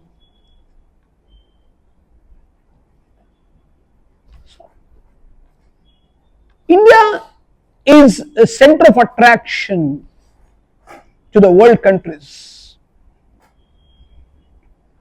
It could be many reasons, but I feel personally India is slowly turning to be self-dependent. We don't have to depend on other country people anymore for anything. Either it could be oil politics, because we have come up with an ideology of hydrogen as a power. How much ever conference of parties, environmental issues, sustainable development, Kyoto Protocol, Montreal Protocol have been said, they are not applicable to India.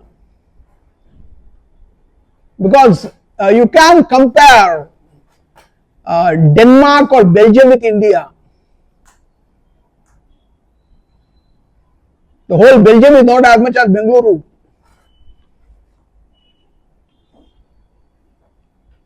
How can Denmark ask India to be responsible towards environment? How will I feed these many people? Where India produces 51 children every minute. India is the most populous country in the world.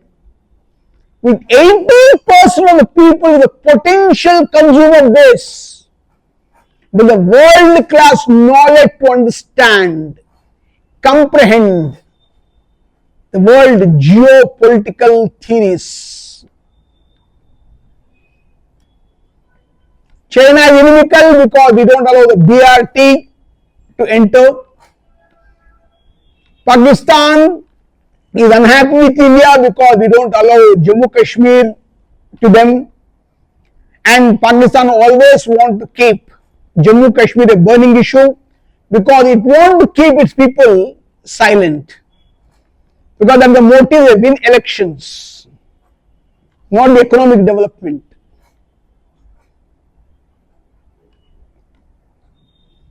Japan is not happy because they are going electronically. China is also not happy because Taiwan, we accept that as a separate country. Because any country wants to declare identity, we support that. As one of you said that India takes a neutral stance. Yes, between Israel and Palestine we never interfered. How much ever one of the MP has put on a bag and support Palestinian. One of the MP while taking the oath in the Lok Sabha said Jai Philistine and went away. We accepted. We didn't condemn it. No. For almost 80 years we have been conducting elections, the most successful democratic way. Whenever we have been attacked, India bounced back with resilience. When a Mumbai train blast took place, the next day morning again there were people in the train. In Sankat Mochin Mandir, the bomb blast took place. Next Tuesday, there were thousands of people standing with solidarity. In Hyderabad, the Gokul Chaat Bandar, a bomb blast took place. People again went to Chaat Bandar to eat a samosa ragda chaat there.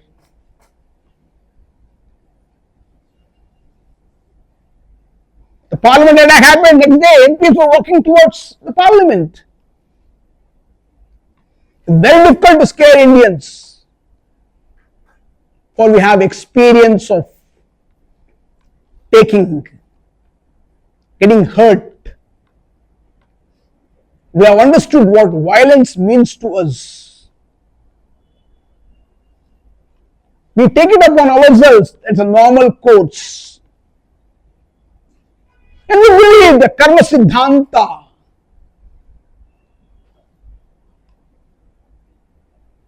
If some child dies, the mother would say, his time is over, God has taken him. It's very easy to convince a mother by teaching her Bhagavad Gita. जातस्य मरणं ध्रुवम, आज नहीं तो कल.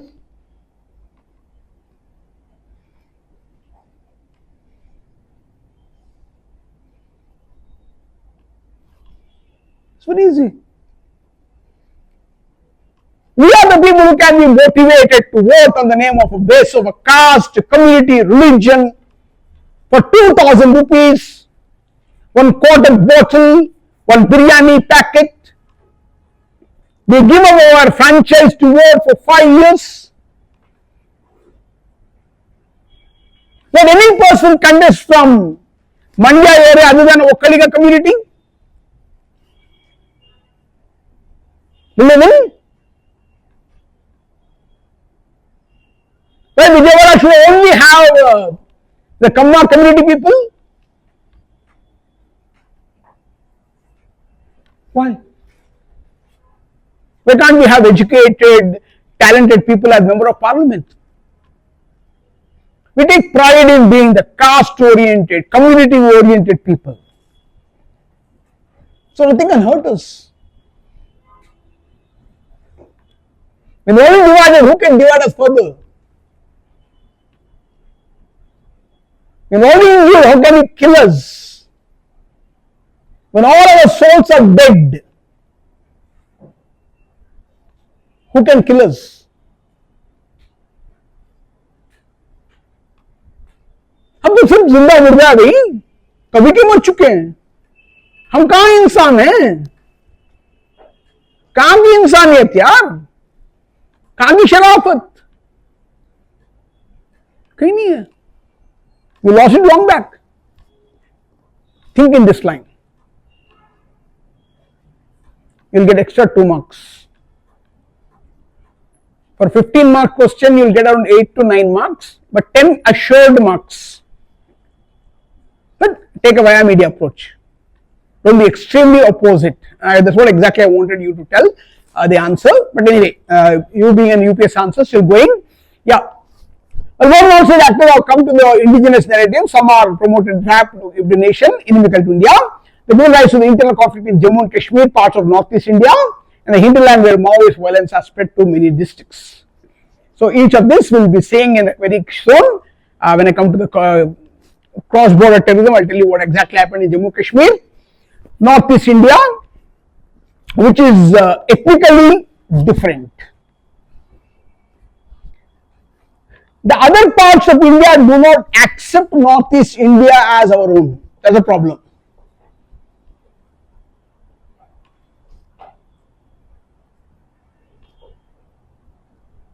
And they don't accept India. This can be understood in a different way. Well, there have been more tribal, cultural, different people and all that. Be it Manipuri, then we have Meghalaya people, Assam, Naga, Isaac Muiwa, NSC and IM, they themselves had differences. China supporting the Naga movement. When Syed Akbar al-Hydari signed the Naga Pact, the NSCN movement leader was in China. Then later on he came and said, it's not acceptable to me. When I come to Nagaland security, I'll tell you what exactly happened. Anyway, we have one student from Nagaland, probably she can add a few more points. Maybe I may miss. For the terrorism capable of spreading fear by sending explosive or chemical or biological agents through social media and sleeper. You are the one who asked me sleeper cell, right? You are the one, yeah. So sleeper cells are inactive, dormant state, sleeping, but they can be woken up anytime. Utho, ఏ బాబు లే అంటే లేస్తాడు, పోయి call చోట call చేస్తాడు, bomb పెట్టుకో చనిపోండి చనిపోతాడు. They will die. So they are brainwashed. In the immediate area of the terrorist attack, you would need to rely on the police, fire and other officials for instructions. This I will discuss in detail with disaster management. But for now, whenever terrorist attack happens, we need to be considerate. We should be strong. because the very purpose is to terrorize us. We should not get scared. They make intimidate. We should not become timid. We should face the eventuality. And again, I tell you, prevention is better than cure. Whether I say that whether we are proactive or reactive, I would go for proactive approach. I want India to be proactive in avoiding a conflict. Whatever it takes, end of the day, the peace of the people is more important. Yeah, however, you can prepare in much the same way you would prepare for other crises, even whenever you are to be there. Be careful, take all the precautions, be friendly with everyone, but not overtly friendly. Don't trust too much. Respect everyone, suspect everyone. Anyone could be the potential danger. But doesn't mean you suspect everyone. Respect everyone, suspect everyone. It's as simple as that. Be prepared for an eventuality, but at the same time, keep everyone at distance. Hi, hi, bye, bye. No conflict, no fighting, no quarrel. We all have a right to agree to disagree with each other. We can sit together, I can disagree with you, no problem. Many problems can be solved through discussions. Unwanted rise of contentious politics based on sectarian, ethnic, linguistic or other divisive criteria, probably for the many communal and succession movements flourishing in India.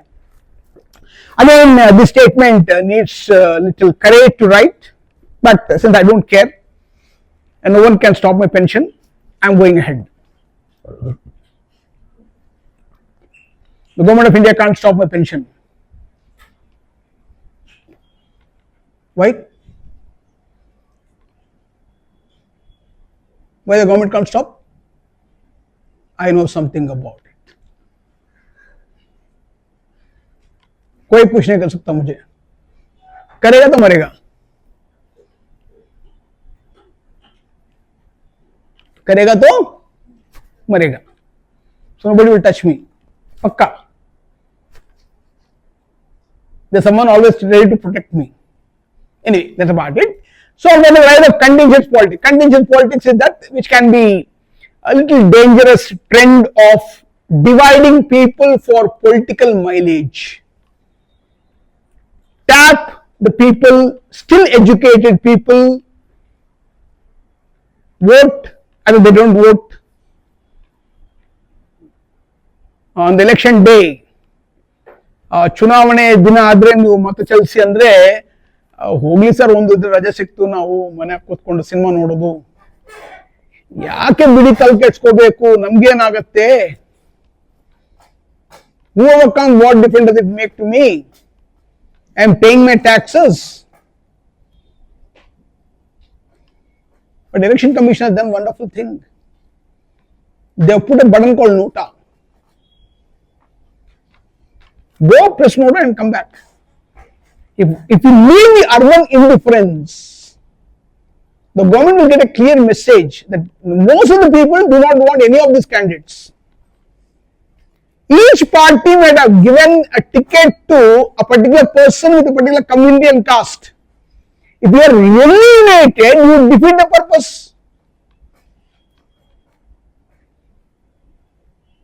I don't want this person. None of them are acceptable to me.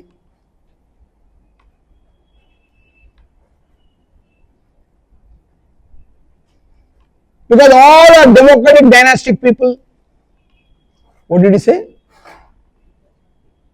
Democratic dynasty. What an oxymoronic expression, man. How can there be dynasty in democracy? Let's see. Sheikh Abdullah, Farooq Abdullah, Omar Abdullah.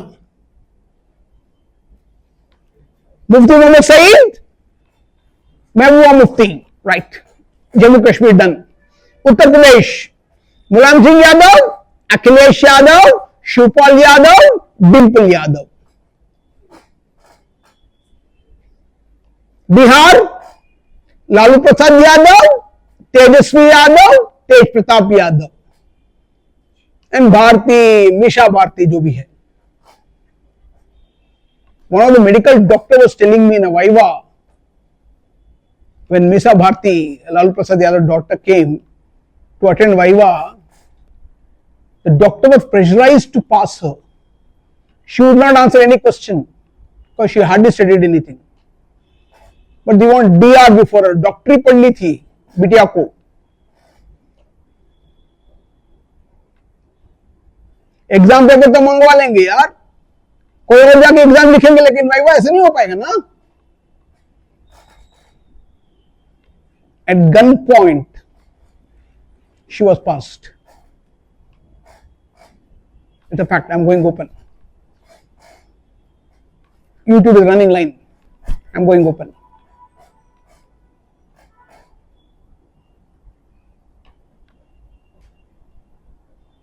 Now let's come to Tamil Nadu. Karunanidhi, Stalin. Now next is Udayanidhi Stalin. Getting ready. Pudma. Oh, Kanimoli. Karnataka. Siddaramaiah, Nikhil, S.R. Bommai, Basuraj Bommai, even BJP is not exception to it. Then we have Devegowda, then his two sons, Kumaraswamy Revanna Gowda and Kumaraswamy Gowda. And Revanna Gowda, because he being a electricity ministry, Karnataka State Electricity Board elections, exams were conducted, not KPSC. For 2 to 3 years, KPSC was not conducted, but electricity board exams were conducted, so that his ministry can show that I have done something. Anyway, Reval produced a gem of a boy, Prajwal and all, a wonderful job, a guest house episode, wonderful about it. And Kumaraswamy is anyway Minister of Steel in government, fine, he was the Chief Minister as well. It's like cricket game, right? My bat, after my batting I'll take my bat and go. So that one, Siddaramaiah, his son also, right? Nikhil, right? And the Kumaraswamy's son is Nikhil. Siddaramaiah's son? Yatindra, yes. And the Mysore Vidawala, his wife and the thing. Anyway, that's about it. Andhra Pradesh, Rajshekar Reddy, even earlier before that they were there. Rajshekar Reddy and Jagan Mohan Reddy, Chandrababu Naidu, Lokesh. So then everywhere almost. Why only certain families should be elected to power?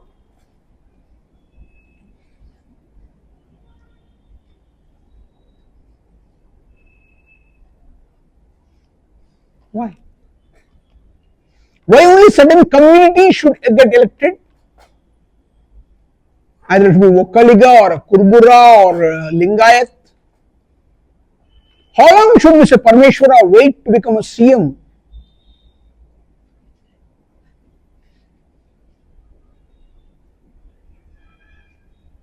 You know the answer.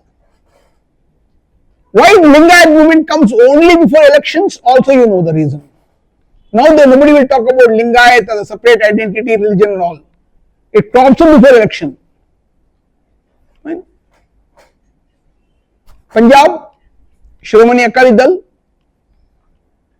Prakash Singh Badal, then his daughter, his wife, Harsimrat Kaur. Haryana, Om Prakash Chautala, his father Devi Lal, and Bhajan Lal. Sushma Swaraj, her daughter Basui Swaraj. Rajnath Singh, I am not saying that children should not come, but people should think that before we vote, is the only criterion because he is a daughter or son of a political party leader. Take BRS party, the family run party. KCR, then what is it? KDR and Kavita also. Kavita has come, we Telangana, na? Ekada? Commitment, Brahman, we Nagar Katulu. తెలుసు కదా మీకు ఏం జరిగిందో? ఎక్కడ? కడప, మైదుకూరు, పొద్దుటూరు, రాజంపేట, అలా చెప్పాలి నాకు. అది అలా చెప్పండి. ఎలా ఉన్నారు మైసూర్ రెడ్డి గారు? వెళ్ళిపోయారా? నాకు అంత ఐడియా లేదు ఈ మధ్య. 2 years అయిందా? అవుతుందేమో, నాకు కూడా అంత టచ్ లేదు. ఒకప్పుడు ఉండేది. ప్రొద్దుటూరుని ఏలాము ఒకప్పుడు, మనము పరిపాలించాం. వైవి స్ట్రీట్లో ఒకప్పుడు హల్చల్, ఒక వ్యక్తిని కాలో పట్టుకొని తీసుకెళ్ళిపోయా. కారణం తెలుసా? Can you believe? He ordered 1 truckload of staple pins. Staple pins. Any stationery shop fellow will order 1 box, 2 box, 10 boxes, but not these many big cartons. And you're surprised at what will they do? They use splinters in a bomb. Not bomb ఉంటుంది కదా, splinters పెడతారు, అది బుచ్చుకో లెవెల్కి వెళ్ళిపోతే సరిపోతారు అన్నమాట. They use the bomb splinters, staple pins. So I picked up. He was reluctant to come, so I had to pull him by collar. Jeep में डाल के ले गए. మీ విజయ రెస్టారెంట్ ఉంది కదా వైవి స్ట్రీట్లో, ఆ మేడంకి బాగా తెలుసు నేను. Sriharrao street, Nagarajpet, old court road, ఏలేమండి కడపని. మీరేం పనికి వస్తారు మా ముందు? అరివీర భయంకరం. ఇండియన్ గవర్నమెంట్ ఆఫీసర్ తక్కువ అంచనా ఎక్కండి సార్, చీల్చి చెండాడుతాం ఓడోని. We look very soft from outside, but inside share वैसी बड़ा, उसे जगह मत. चले. So we are conducting politics based on sectarian, we are sects, ethnic, linguistic. ಕನ್ನಡವೇ ಸತ್ಯ, ಕನ್ನಡವೇ ನಿತ್ಯ. ಎಲ್ಲಿದ್ರು ಕನ್ನಡವಾಗಿರು, ಹೇಗಿದ್ರು ಕನ್ನಡವಾಗಿರು, ಕನ್ನಡ ಮಾತಾಡು, ಇಲ್ಲಾಂದ್ರೆ ಹೊಡೆಯೋದೆ ಅಲ್ಲವೇ? Do you know Kannada? How will you communicate? English okay, not Hindi. Hindi ಮಾತಾಡಿದ್ರೆ ತೊಂದರೆ ಆಗತ್ತೆ ನಮಗೆ. ಇಂಗ್ಲಿಷ್ ಆದರೆ ಓಕೆ ಅಪ್ಪ, ಹಿಂದಿಯೇ ತೊಂದರೆ ನಮಗೆ. ನಮ್ಮಂಥವ್ರು ಕನ್ನಡ ಕಲಿಬೇಕಾಗಿತ್ತು ನೋಡಿ. ಏನು ಗ್ರಹಚಾರ ನಮ್ದು. ಅವಳು ವಾರ ತಮಿಳ್ ಪೇಸು என்ன பண்ணும்? The moment I get down in Chennai, I might be speaking Punjabi or Hindi somewhere, coming out of airport. I want to go to Berkeley. I think I told you yesterday. Jingoism. Yeah. Linguistic or other divisive criteria is primarily responsible for the many communal and success movements flourishing in India. We are divided on that. In a well-settled political system and developed economy, conflict between various group entities are kept under check in due course as they get assimilated to national identity. That's what exactly I told you when I talked about Bhagat Singh, Rajguru, Chandrasekhar Azad, Khudiram Bose, Chapekar brothers, or Veer Savarkar, anyone you can, I don't mind, any political leader you can take who fought for Indian independence, either they being the aggressive people or the moderates, extremist moderates in Congress, Lal, Bal, Pal, jo bhi hai. You are done with the modern history? No? Oh, you are done. Good. So that's why you are nodding your head. When I said Lal, Bal, Pal, you are nodding your head. Lal, Bal, Pal, full name? Lal Bahadur Shastri.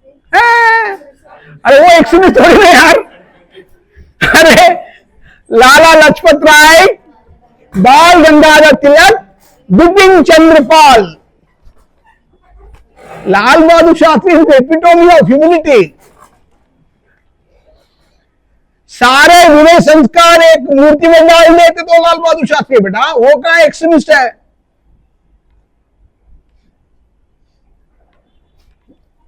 Lala Lajpat Rai, right? You know, he was beaten, quit India movement. Anyway, that's about it. So all these are the extremists Now, is Congress terrorists? No. But Muhammad Ali Jinnah, in after 1940 election, 1938 elections, and the condition that Indian Congress would support Second World War, that he conduct Indian Council elections, the Muslim League led by the Mumbai lawyer Muhammad Ali Jinnah could not secure seats even in the Muslim dominated area where Congress won. Then Jinnah went to Congress party and asked for some position in Congress party, show face in the community. Nehru and Patel, especially Patel, Sardar Vallabhbhai Patel refused. You don't have numbers. If the Muslim people have elected the Congress leaders, so Muslim League has no identity, we will not give you. Next morning he took a flight to London, went and discussed with the British Parliament that the Congress party of India is a Hindu fascist party and the Muslims in India will not be safe should Congress rule.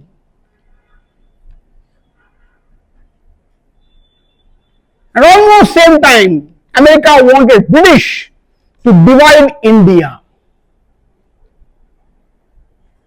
To counter Russia around 1942-44, that period when America came out of the clutches of economic recession and started prospering.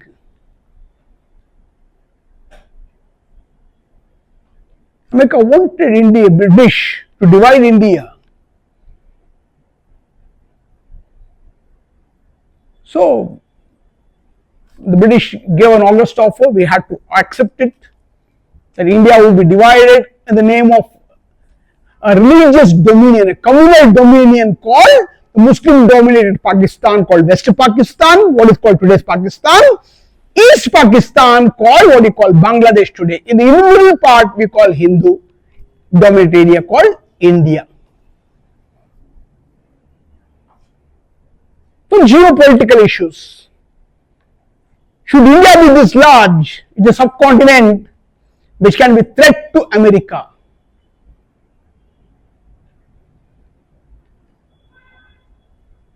And today we see what happened on either side of India, 2 years of it. Both are troubling India. Bangladeshi infiltrators entering India and Mamata Banerjee is supporting the group. And anyway, we have a nuisance in the West Pakistan, troubling in the form of the Pashtuni leaders. Even a cricket match is nothing like a war. At any cost we want India to win. Why this? A game is a game, right? Anyone can win or lose. Now, in Jaipur, one teacher, there was a school called Nirja Modi School, a very famous school in Jaipur. In one particular match, Pakistan defeated India. Maybe 2020 match or one day international. Maybe the World Cup match, quarterfinals or semifinals, something like this. Then she tweeted or she made a mark, at last we won. The school next day terminated her. Can you believe? If this is kind of a divisive ideology we work with, that's not a sectarian.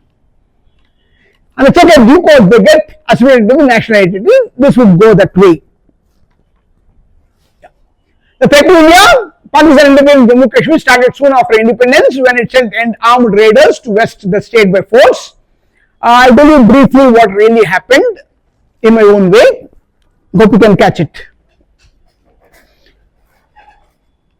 As I told you, after Muhammad Ali Jinnah requested the British to divide India because Muhammad Ali Jinnah persuaded the British government saying that the Muslims would not be safe under the Hindu fascist government of Congress.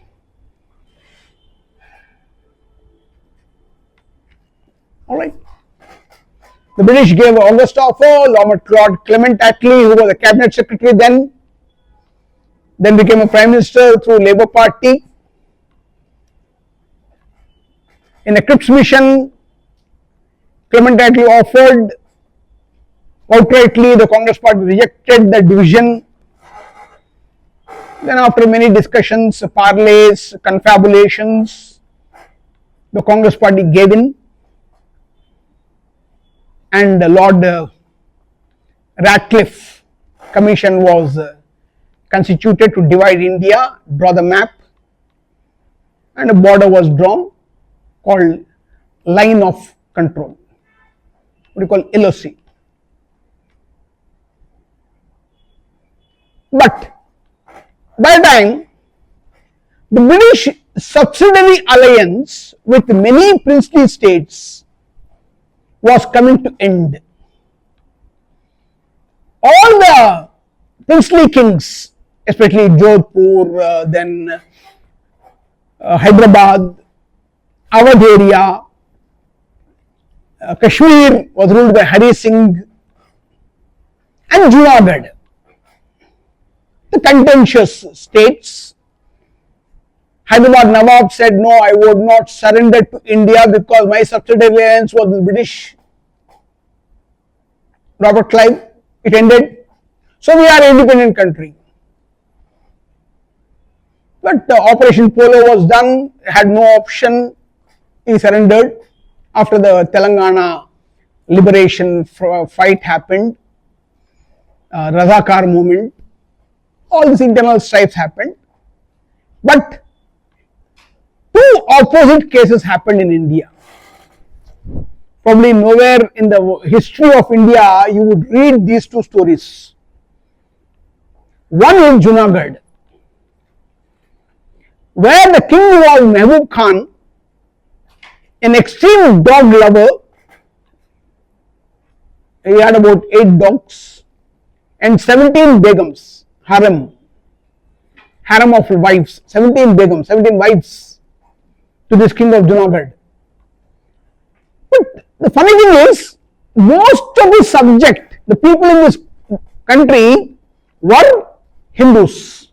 Close to 98% of Gujaratis were Hindus, or they came from Iran called Parsis. When the chairman of the Unification Council, Sardar Vallabhbhai Patel, offered Mehboob Khan to surrender to India and join India, he refused. He said, no, I will join Pakistan because I am the king here. Then the Congress party had a little courage to conduct a plebiscite. Plebiscite means public opinion. It's called referendum in a common language. Voting. When you have two options, India, Pakistan, you have to tick one of them, or you have to press your finger there and come back.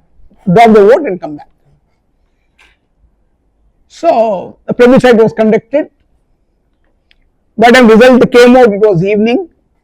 In the meantime, Mehboob Khan took all his dogs, jewelry, diamonds, gold, rubies and all in a boat, went to Pakistan and signed an accession letter giving Junagadh to Pakistan. That's what we call as 24th parallel. Even today, that is the contentious area between India and Pakistan maritime border. And there is a port called Kandla Port, which is called a child of partition, because Kandla was in Junagadh.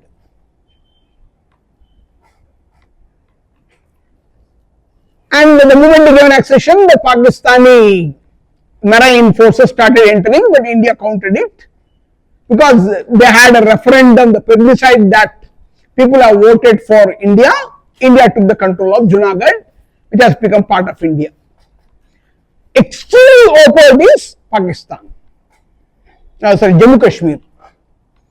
Jammu Kashmir is a very funny state, geographically, culturally, ethnically, and other regions as well. It can be divided into three equal units. One is Jammu part, which is Hindu dominated area, Katra, Vaishno Devi, don't know, this part, Jammu, Hindu dominated area. Kashmir, a 150 km long, 80 km wide valley between Pir Panjal and Zaskar range is dominated by Muslim population. Ladakh is dominated by the Buddhist people. Alright. Now, the king here is Hari Singh, which is a Hindu king. Here the Hindu king. The majority of the population were Muslims. Jammu Kashmir Hindus being a part of it, Kashmiri Pandit being a minority, and Buddhists almost had no say in Ladakh area. China had an access to Askai Chin and all that, Pyangdong area and all, it had its own influence on them. So Hari Singh did not want to join either of these two countries, either Pakistan or India. He wanted to develop his country as Switzerland and a tourist destination, something like for Gulmarg destinations, like good food, Kashmiri delicacies, saffron. He wanted to develop his own country. So initially he did not agree. But Pakistan did not accept this because the majority of the population are being Muslims. And India and Pakistan were divided on the basis of religion. It naturally should go to Jammu Kashmir. That was their argument. So they sent their army. Sensing danger, Hari Singh took flight and landed in Delhi, went to Lord Mountbatten and signed the accession letter giving Jammu Kashmir to India. By the time India army went, Pakistani army almost entered up to Baramulla, what you call Kargil area and all, what you call Uri sector and all, what you call LOC. We have drawn a line there, it's the LOC. Now it is. So what we call as the POK. Our language is Pakistan occupied Kashmir. But Pakistan call it Azad Kashmir, the part of Kashmir which is independent. So even today, almost 80 years, 47 to 2025, 7 another 1 year down the line, would be celebrating 80 years of independence. The wounds are still fresh. Different sectionalist movements started in Jammu Kashmir, Hurriyat conferences, the local government supported separation. There was no development there. There was no education there. Terrorism flourished there. Recently, even Pahalgam, sensing that everything is fine, tourists went to Pahalgam to enjoy. In the name of religion, they were shot dead. They were asked to recite Kalma. They could not. They removed the pant and saw Hindus shot and killed right in front of the wife.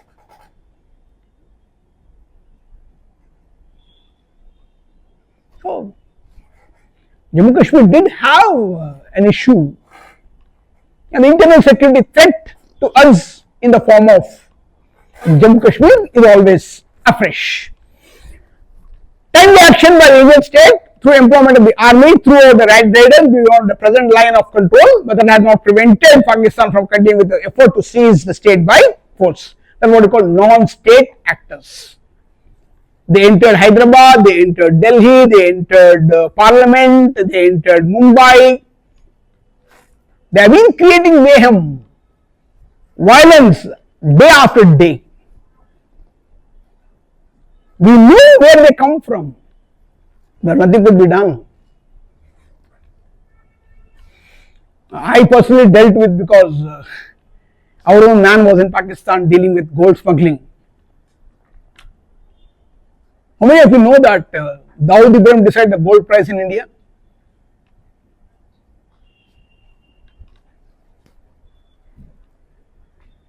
Do you know this? It's not demand supply theory. It's a very funny market. Your economic teacher will tell you, right? Or you want me to tell you? I won't. I am not your economics teacher. I will tell you. When the time comes, I'll tell you. Don't worry. अब बात छेड़ दिया तो पूरा करके ही जाऊंगा बेटा, ऐसे छोड़ने वाला नहीं हूँ. Otherwise, I will not have raised the topic. I'll tell you how it happens. When I come to money laundering, I'll tell you how it happens. Goes out of place. Why Pakistan was a peaceful neighbor? Naturally, India was partitioned in the backdrop of a large-scale communal riots, but a partition of the country and the religious lines without taking into consideration multiple identities. I told you, we were divided on the name of religion, dominions. Instead of bringing the communal tension down, in fact, worsened the situation. Whatever happened could not be controlled. The two-nation theory created Pakistan and still survives on this theory. So they don't want that. And as some of you said, that Pakistan finds it difficult to accept the reality that India continues to be a democratic, plural. Anyone who comes here can live happily. In fact, Indian Muslims are happier than Pakistani Muslims. Nobody questions them. Whatever they do is acceptable to them. Fine. We don't have any problem with that. Plural, multilingual society, and India today has more Muslims than Pakistan, and we are all happy. We say Eid Mubarak, we declare a holiday, we give iftar party, our political leaders wear a cap and go to iftar party. We don't have an objection. We elect them. None of the human beings, none of Indians have any hatred towards any community. They accept them as they are across India. Right. The government of Pakistan has taken upon itself the responsibility not only protect its own citizens but also the Indian Muslims. Because those Muslims who stayed back in India, Pakistan thinks that it is the sole protector of Muslim. If that is true, I would ask Pakistan through this YouTube channel that's going on now. I am asking Pakistan people openly, if religious ideology is the basis for forming any country, why there are almost 56 Muslim countries in the world? Why can't we have one country with all Muslim populations? Iran, Iraq don't see eye to eye. Saudi doesn't have an issue. Syria has an issue. Turkey has an issue. Taliban is harming Pakistan. Balochistan is harming Pakistan, its own people.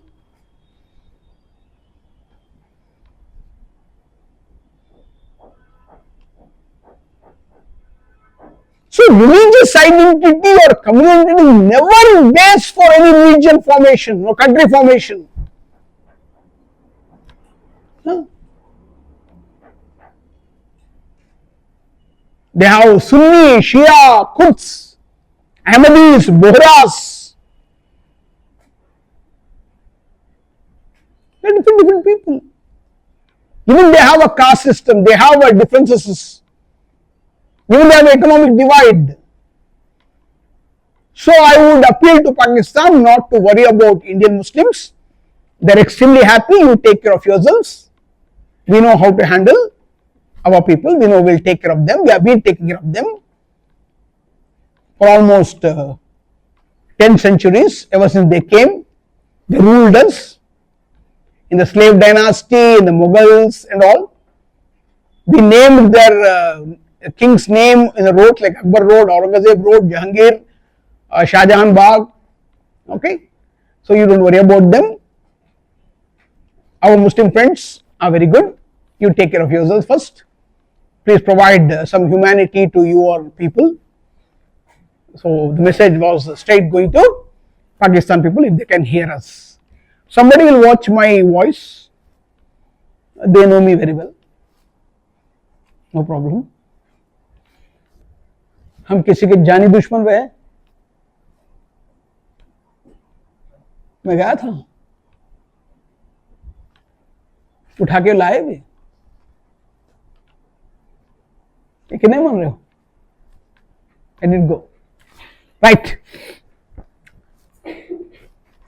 The power structure is theocratic. Theo means religion, or theo means comes from a Sanskrit word deva. Theo comes from theology. It comes from a Sanskrit word dev, God. Because every religion has based on a God's ideology. So we believe that. So theocratic is more religion. The theosophical for society, beneficent. Home rule movement यार, क्या पढ़ाई की यार?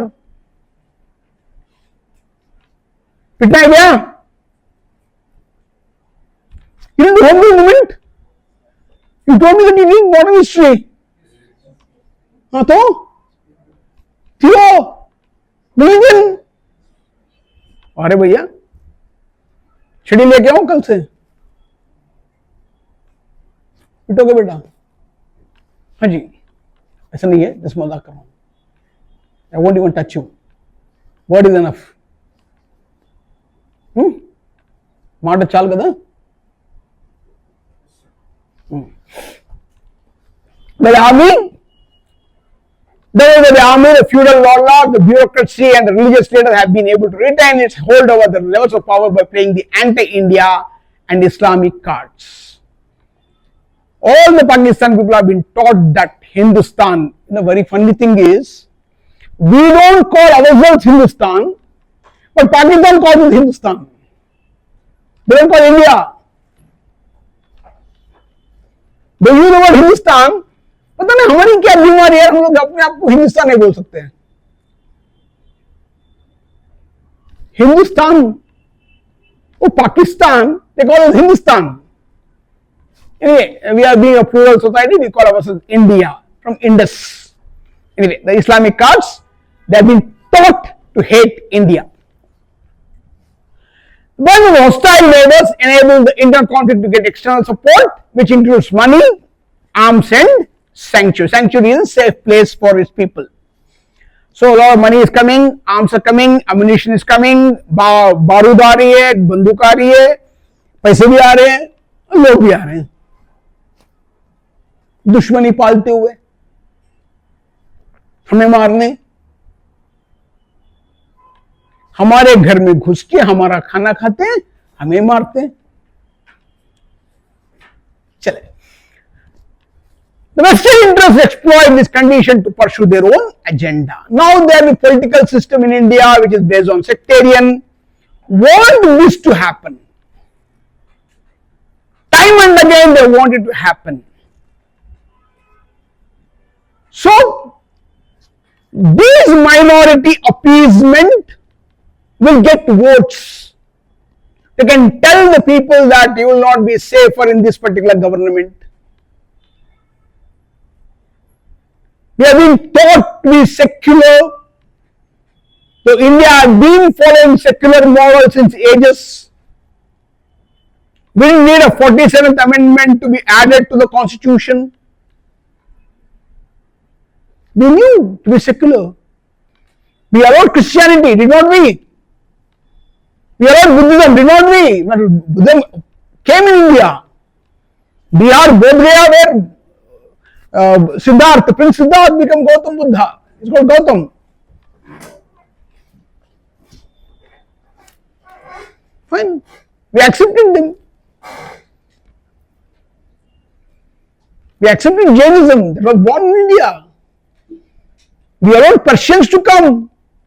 One of the largest empire, the Parsi community, is one of the richest communities, micro minority, very peaceful community. Tata Group, Shapurji, Palonji, you don't understand that way. Eureka folks, vacuum cleaner, water, RO water. They're Parsi people. Most of the Gujarati business people are Parsis. It's a very peaceful community. The many people have come. There are many tribal ethnic groups get assimilated in the Indian system. Again, we have differences, but we don't have hatred. I may not agree with your ideology, but fine, you can live with us, no problem. Like two brothers don't agree on one movie or don't agree on one dish. Whenever mother asks, what shall I do for a Sunday special, 4 of the family members will give 4 lists. Only one will be cooked, right? Because at the end of the day, mama, whatever says, she is final. Every house has mama as a boss. Whatever she says is final. Her boss is always, whatever the decision takes is final. That is rule number 1. Rule number 2, you don't agree with rule number 1, refer to rule number 1. The boss is always right. Rule number 1. Rule number 2, if you don't agree with rule number 1, refer to rule number 1. No argument. Who can say no to mama? If mama decides something, don't you accept it? ಅಗತ್ಯಬಿಡಿ ಹೋರಾಟಗಳು ನಡೆಯುತ್ತೆ ಎಲ್ಲ ನಡೆಯುತ್ತೆ ಎಲ್ಲ ಮನೆಗೆ ಇರುತ್ತೆ but end of the day we adjust don't we? Of course, siblings here, sibling rivalry, we fight with each other, don't we? But something happens, we can't tolerate. We can live together. We have learned to live. So no one need tell us to pursue their own agenda that way. To give material and ideological support to aggravate a sense of grievance to such an extent that a small minority are willing to become tools in their hands to subvert the stability and security of the country. So the political system which supports that ideology can go to any extent to bring down the peace and security of the country. That's why since yesterday evening, very first topic I said, believe in yourself, and that security is very important as food, water, clothing, shelter and all. Because enduring peace is what makes us live happily. Otherwise, you would be torn apart. So the political system does bring a narrative to divide us, but we need to be careful. We need to be more educated. We should be more sensitive. We should understand the ideological difference when someone tells us that this particular religious group is trying to suppress us. You know the truth, right? Don't you know that we are living together for the last 80 years? Who has harmed whom? I repeat my question yesterday. I repeat my question. In a medical emergency, you book a cab or you book a auto rickshaw, whatever that is. If the driver happens to be the person from other religion, won't you board that cab? Or you send him back because saying that I don't want it, because you are from that religion? You call for an ambulance and ambulance driver is from the particular community. Won't you take the patient to the hospital? And let my father die, let my mother die, I won't come because you are from this community.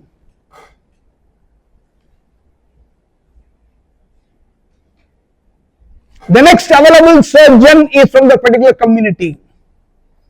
Would you take your parents or brothers and sisters or other person for medical emergency? The next available medical shop where the life-saving medicine is available is run by a particular community person who is not in gelling with your ideology. Won't you buy medicine?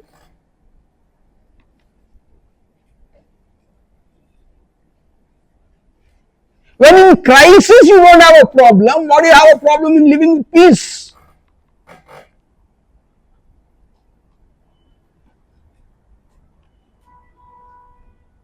क्या problem है? Why do we listen to those people, political leaders, who try to divide us? At the end of the day, they want political power. They can tell anything to us. What happened to our common sense? I don't know, I leave it to you. You think about it. The democratic institutions and the state structures are still not strong enough to fully harmonize these conflicts in a peaceful manner. This is personally my opinion, because in democratic system, each of us have our own opinion in vote. Because we are asked to vote on the basis of caste, community, linguistic pattern, and all that. Whatever that is, we are. Even when you elect a president, you would only say the first tribal woman. When you have a chief justice, you know, the first Dalit chief justice of India. Do you see the hard work he has put into in that position? Why do we identify the chief justice as a Dalit chief justice? A tribal woman as the president of India. Why? Zain Singh was considered scheduled caste president, the first scheduled caste president.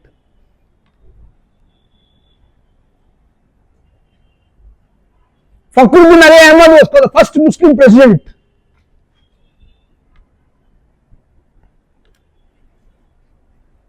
Why? Can India ever accept a Muslim as the Prime Minister?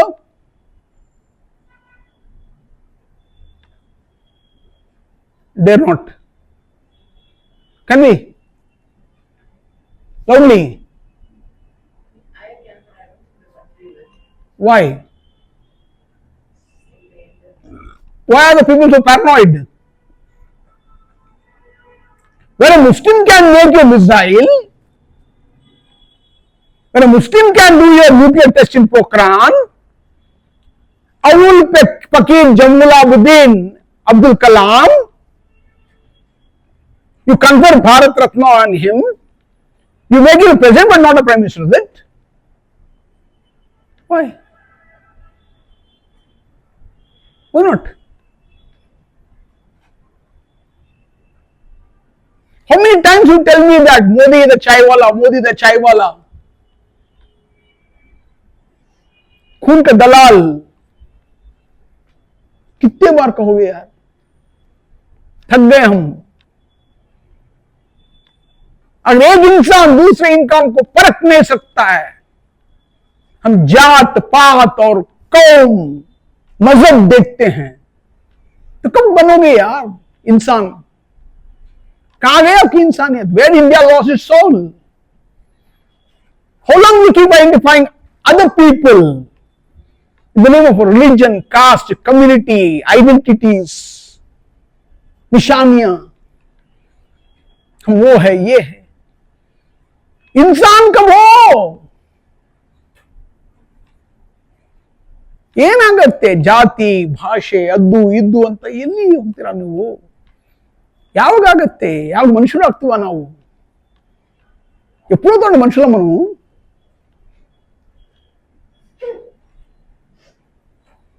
Ayushman भव. हंसते नहीं बेटा, हंसते नहीं. पिता समान हूं, फौजी हूं बेटा. How old is your dad?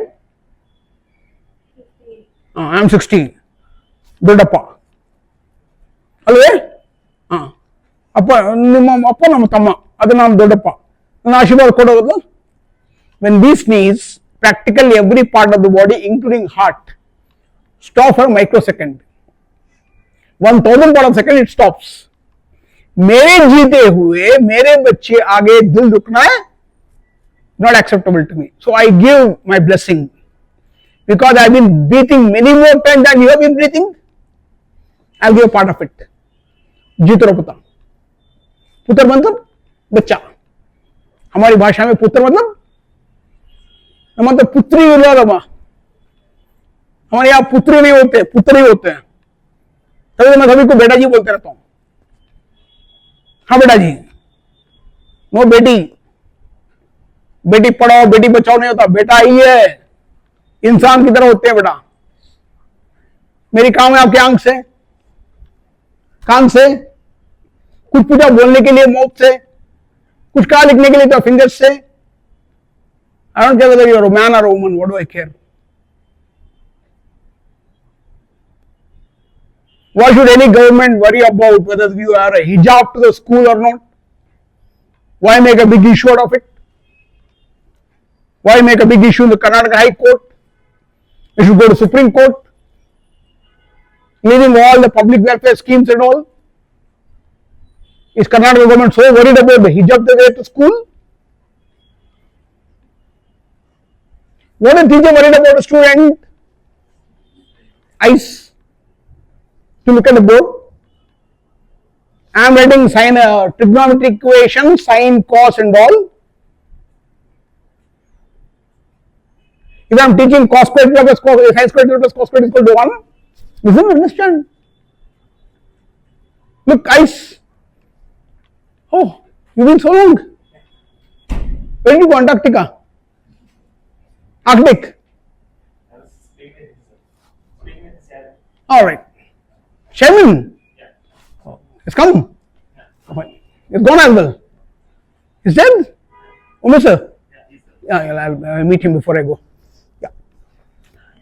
So, as teacher, I'm worried about your eyes, ears, mouth, fingers. You write something. What is I'm worried about? What is I'm worried about? What kind of headgear you wear, a scarf you wear, what do I worry? What problem did Karnataka government have it? Why did not allow 3 to 4 students because they came in burqa to not allow them to write the exam? Why their academic year was wasted? Who gave the right to the government? What happened to the 87th Amendment of the Constitution, Article 21A, saying the right to education?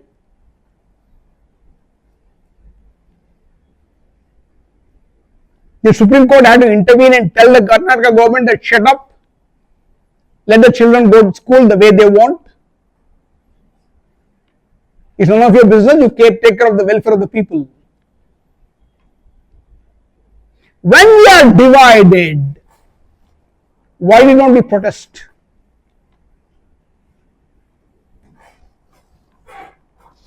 Think about it. You'll get the answer. So we are not, the state structures are still not strong enough to fully harmonize this conflicts in a peaceful manner. Anything happens. We can't solve it in a peaceful way. We can, but we are not. It took a lot of time for me to write it. UPSC main question for you.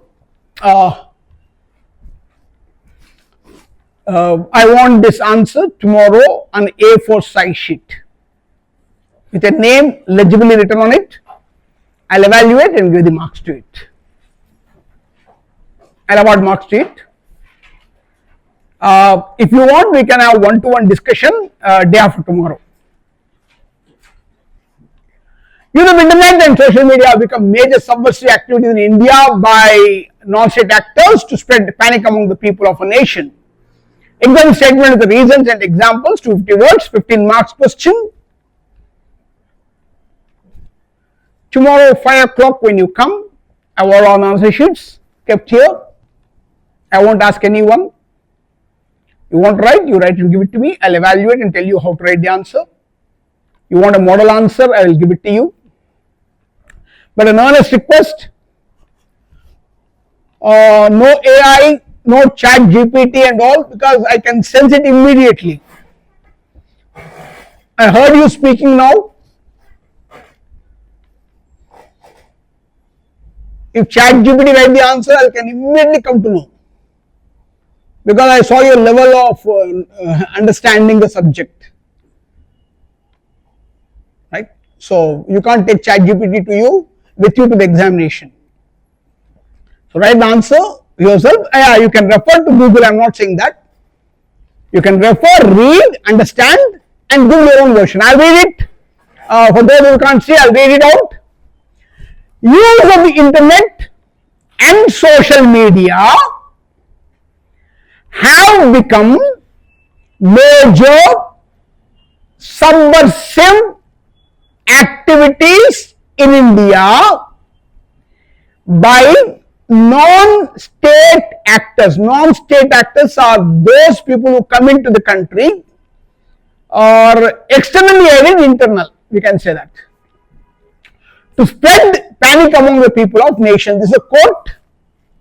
It's an opinion of someone, and you want to examine the statement. I want to examine whether I am right or wrong, whatever you call it. Whatever you hold it, whatever your land stand is, you have to give me the reason and example. Either you agree, you disagree, you partially disagree, whatever it is. I repeat, you can refer to Google, you get many answers. Google will give you a number of data. Read it. I am not asking you to read, don't read it all. Read.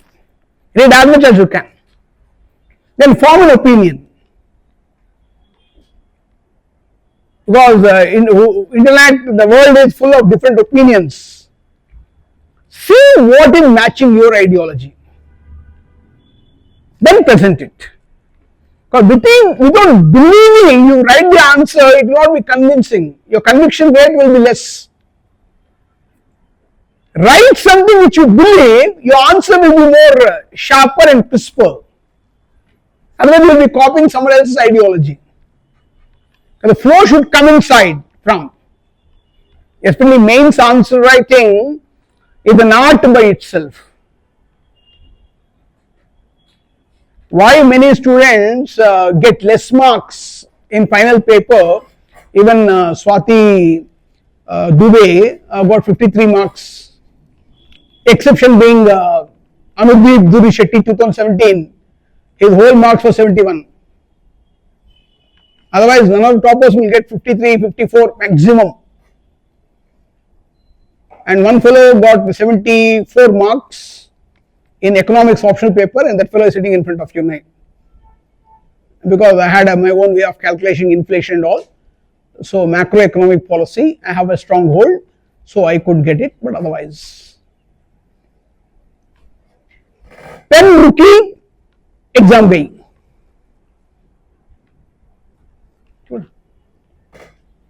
The moment a pen stops on your answer sheet, forget about your mains. Prepare for prelims next year, if you have an option left.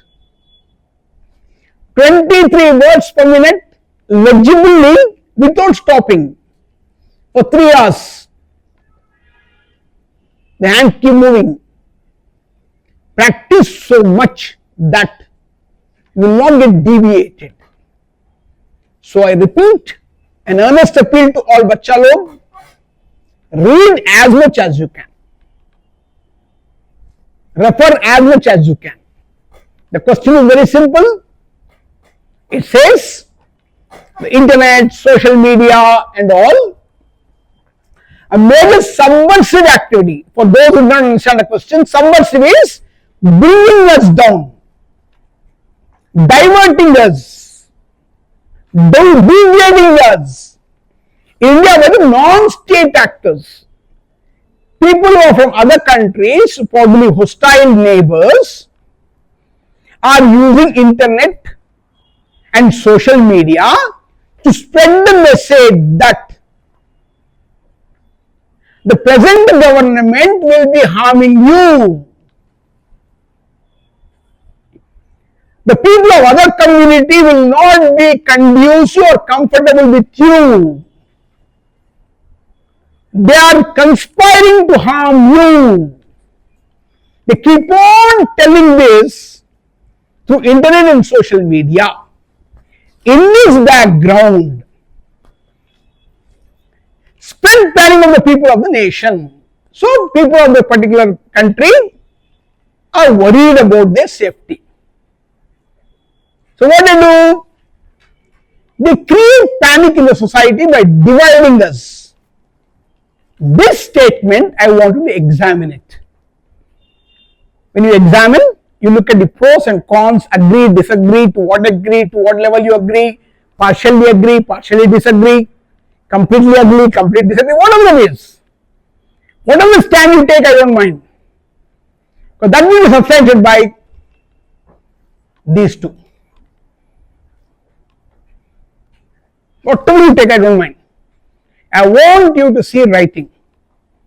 So tomorrow's answer sheet will give me a guiding idea about how to make you write answers in future. Maybe half an hour we can tell, I can take up to write how to write the mains answer for internal security. How to present it, because that is very sensitive subject. Imagine you are writing on Islamic part with a little more harsh words. Imagine for a while. You are writing on terrorism, and terrorism in India is caused by Muslim ideology, something like this. You wrote a sentence, and that paper landed in a professor's hand who is a Muslim. I leave it to you. पक्का देखेगा पास नहीं होते हैं, because your UPSC mains answer becomes a document, because you are not an ordinary student, you are a civil servant, because your answer sheet reflects your ideology of the country. And if I make you an IPS officer with anti-Muslim ideology and I give a gun to you, I leave it to your imagination.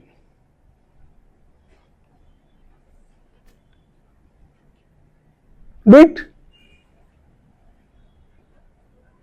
Can I trust you the law and order of the society? Communal peace of the society?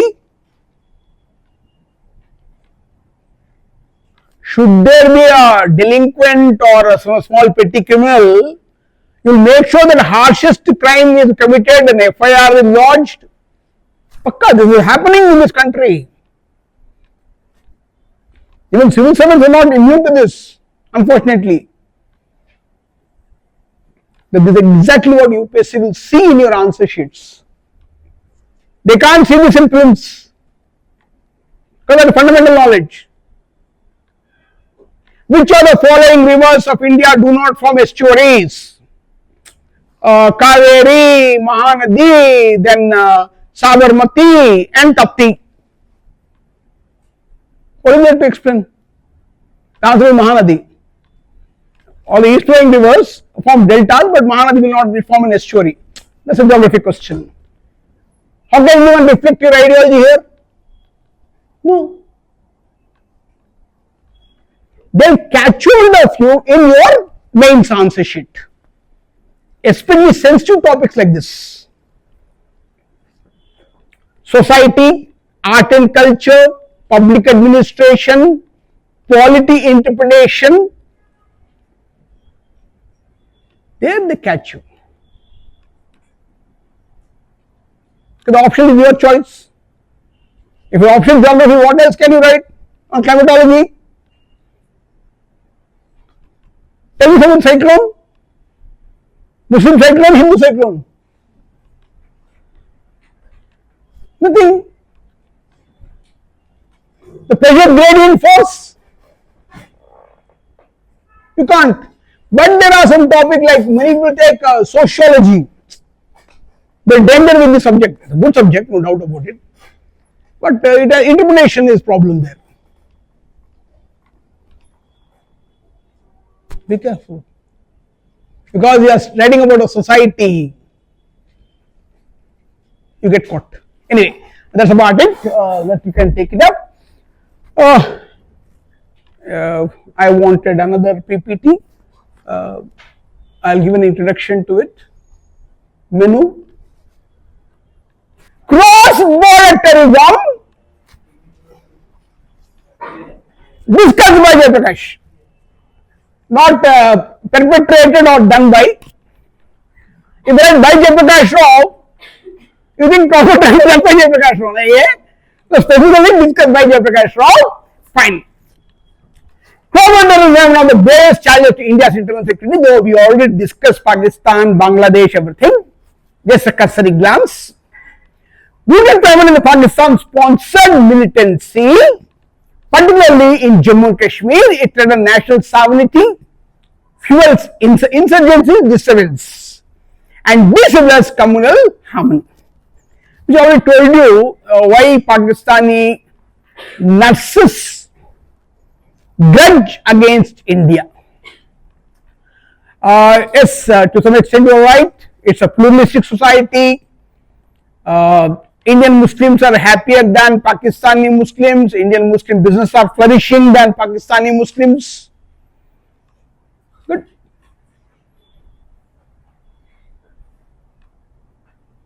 We are economically stable country. At least for 8 years we have been democratically electing government.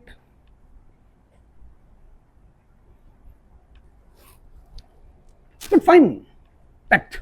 Pakistan, because of its own internal strife, what are the differences they have?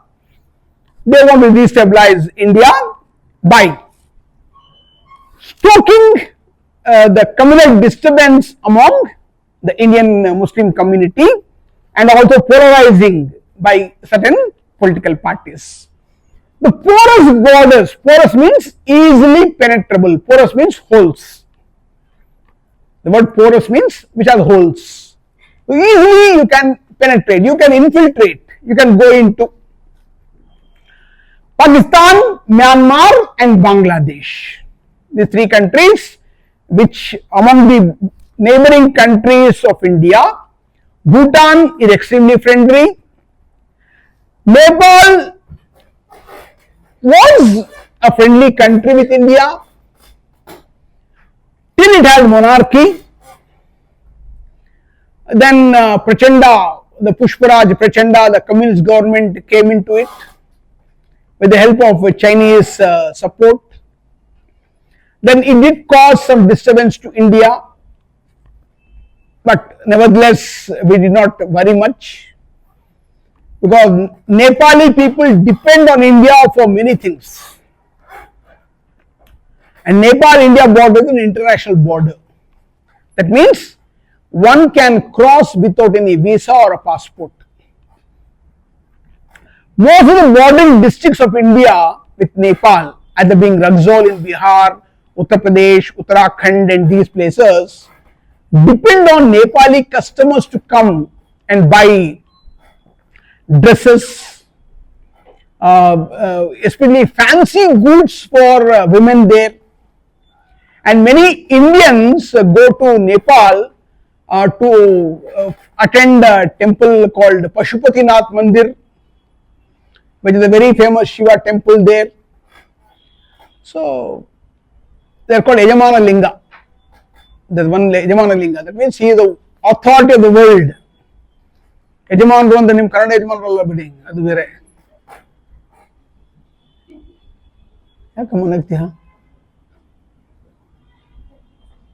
ಅವ್ರು ಅದೇ ತಾನೇ ಅವರೇ ಯಜಮಾನರು ನಮಗೆ ನಮಗೂ ನಿಮಗೂ ಎಲ್ಲ ಅದೇ యజమానులు అంటే కన్నడలో భర్తని యజమానులు అంటారు అమ్మాయిలు భార్యలు మన యజమానులు అంటే మా హస్బెండ్ అని అర్థం మా ఆయన అంటాం కదా అట్లా మా శ్రీవారు అన్నట్టు అంటారు వాళ్ళు అది యజమాన లింగం అక్కడ పోతారు Indians Hindus have lot of attachment and Buddhist have because Lumbini garden is there where Prince Siddharth was born. Then Indians do have Viratnagar or what you call Mithila area where we believe that Lord Sita was born, was found to Janakraj. So we have a lot of religious and cultural identity with Nepal. So Nepal, though a little troubled state, इस हालत में नहीं है कि भारत से दुश्मनी मोड़ ले because it depends economically on India for many things and Indian rupee is highly valued in Nepal and Indian tourists and all they go and develop Indian Nepal economy so they would not have a problem. Bhutan anyway is because Bhutan army trained by Indian army and a very friendly country and the king also is a very funny guy. He roams around in a bath towel. Jigme Singh Wangchuk. Have you seen his robe? You know bathrobe, bath towel? అట్లా ఉండదు వాళ్ళది అది కట్టుకొని తిరుగుతుంటాడు so anyway they are very happy people in fact they are the people who gave the world happiness index found on the Buddhist ideology. Funny, they are not happy. Finland people are happiest. George Jigme Singh Wangchuk gave the idea, World Happiness Index. In economy, you come across World Happiness Index. Finland is very happy because the happiness is measured in materialistic belief part. Not as my friend said, my happiness is different from your happiness. So I would buy that. So that's what. So 3 states, 3 countries, especially India, Pakistan, Bangladesh, Myanmar. Pakistan, we know, is divided on the basis of a communal part. So is Bangladesh. But the difference between Bangladesh and East Pakistan and West Pakistan is based on the ideology of pure Islamic tradition, and the Pashtun and Punjabi speaking Pathan Muslims. Whereas the East Pakistan is the Bangla Muslims. Though Muslims, ideology-wise they are Muslims, but they come to the Bengal part of Sirajuddaula. Remember Black of Plassey?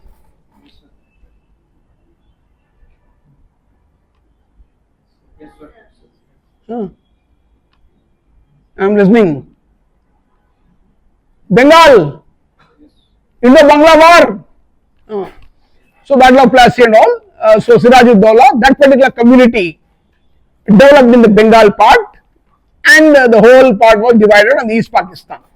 India liberated East Pakistan and made an own country in 1971. So we call it Bangladesh, Bangla, Bengali.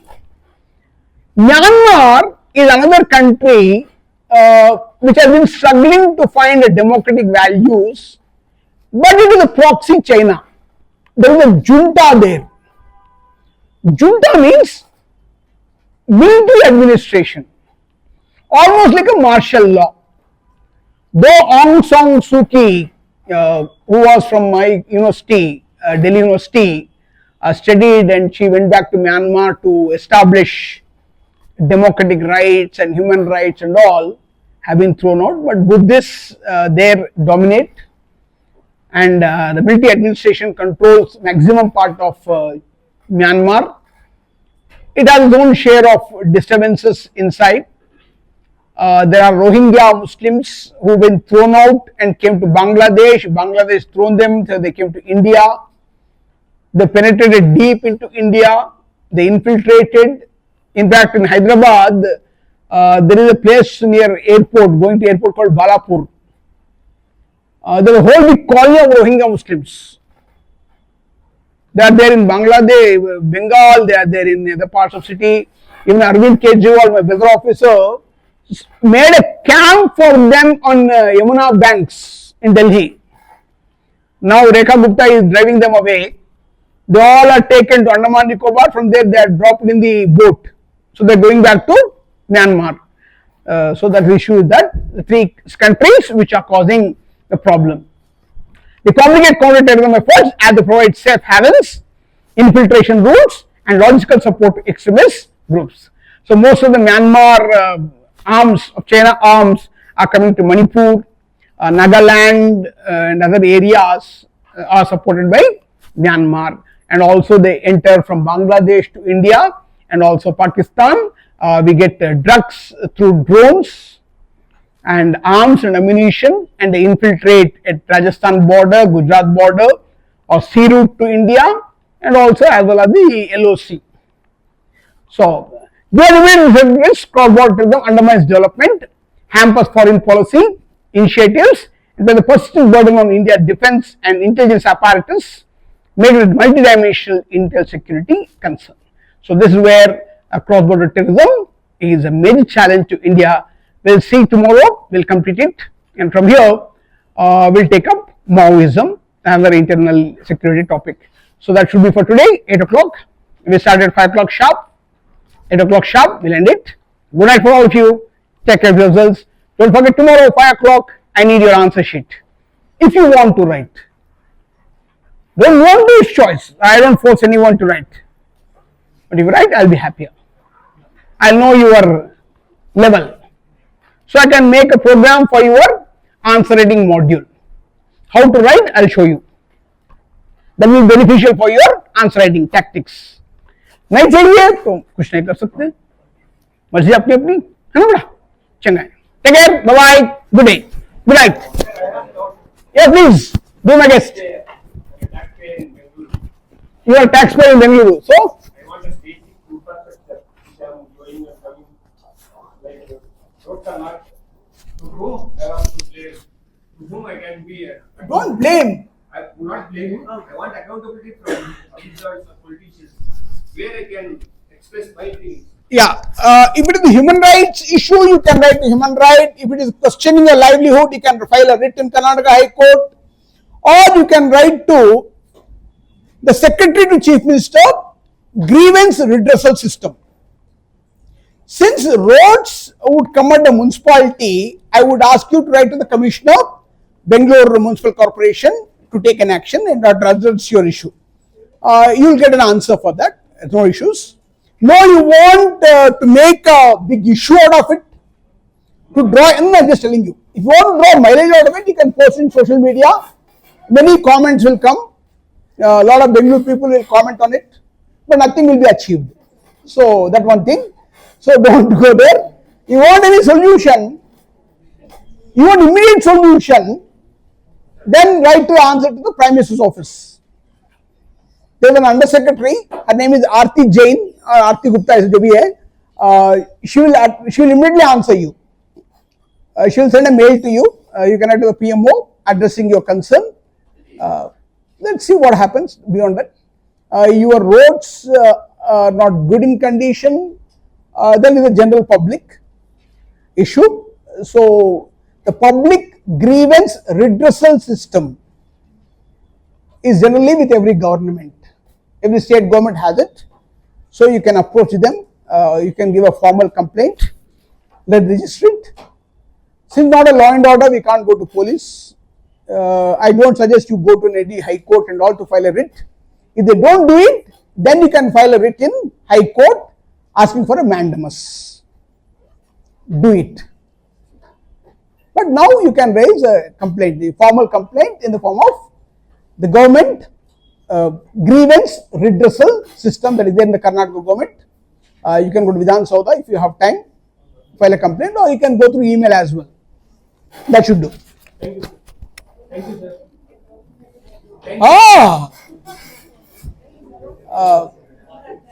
అమ్మ ఇంకొక దోశ వేయి అంటే అమ్మ దోశ వేస్తే thanks చెప్తారా?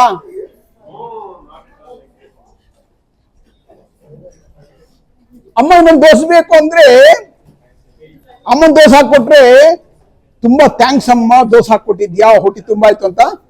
ನನ್ಗೆ thanks. ಅಮ್ಮ ಊಟ ಕೊಡೋದು, ನನ್ಗೆ ಜ್ಞಾನ ಕೊಡೋದು ಇಬ್ರು ತಾನೇ, ಮತ್ತೆ ಏನು ಬಿಡಿ. Right, good night, enjoy.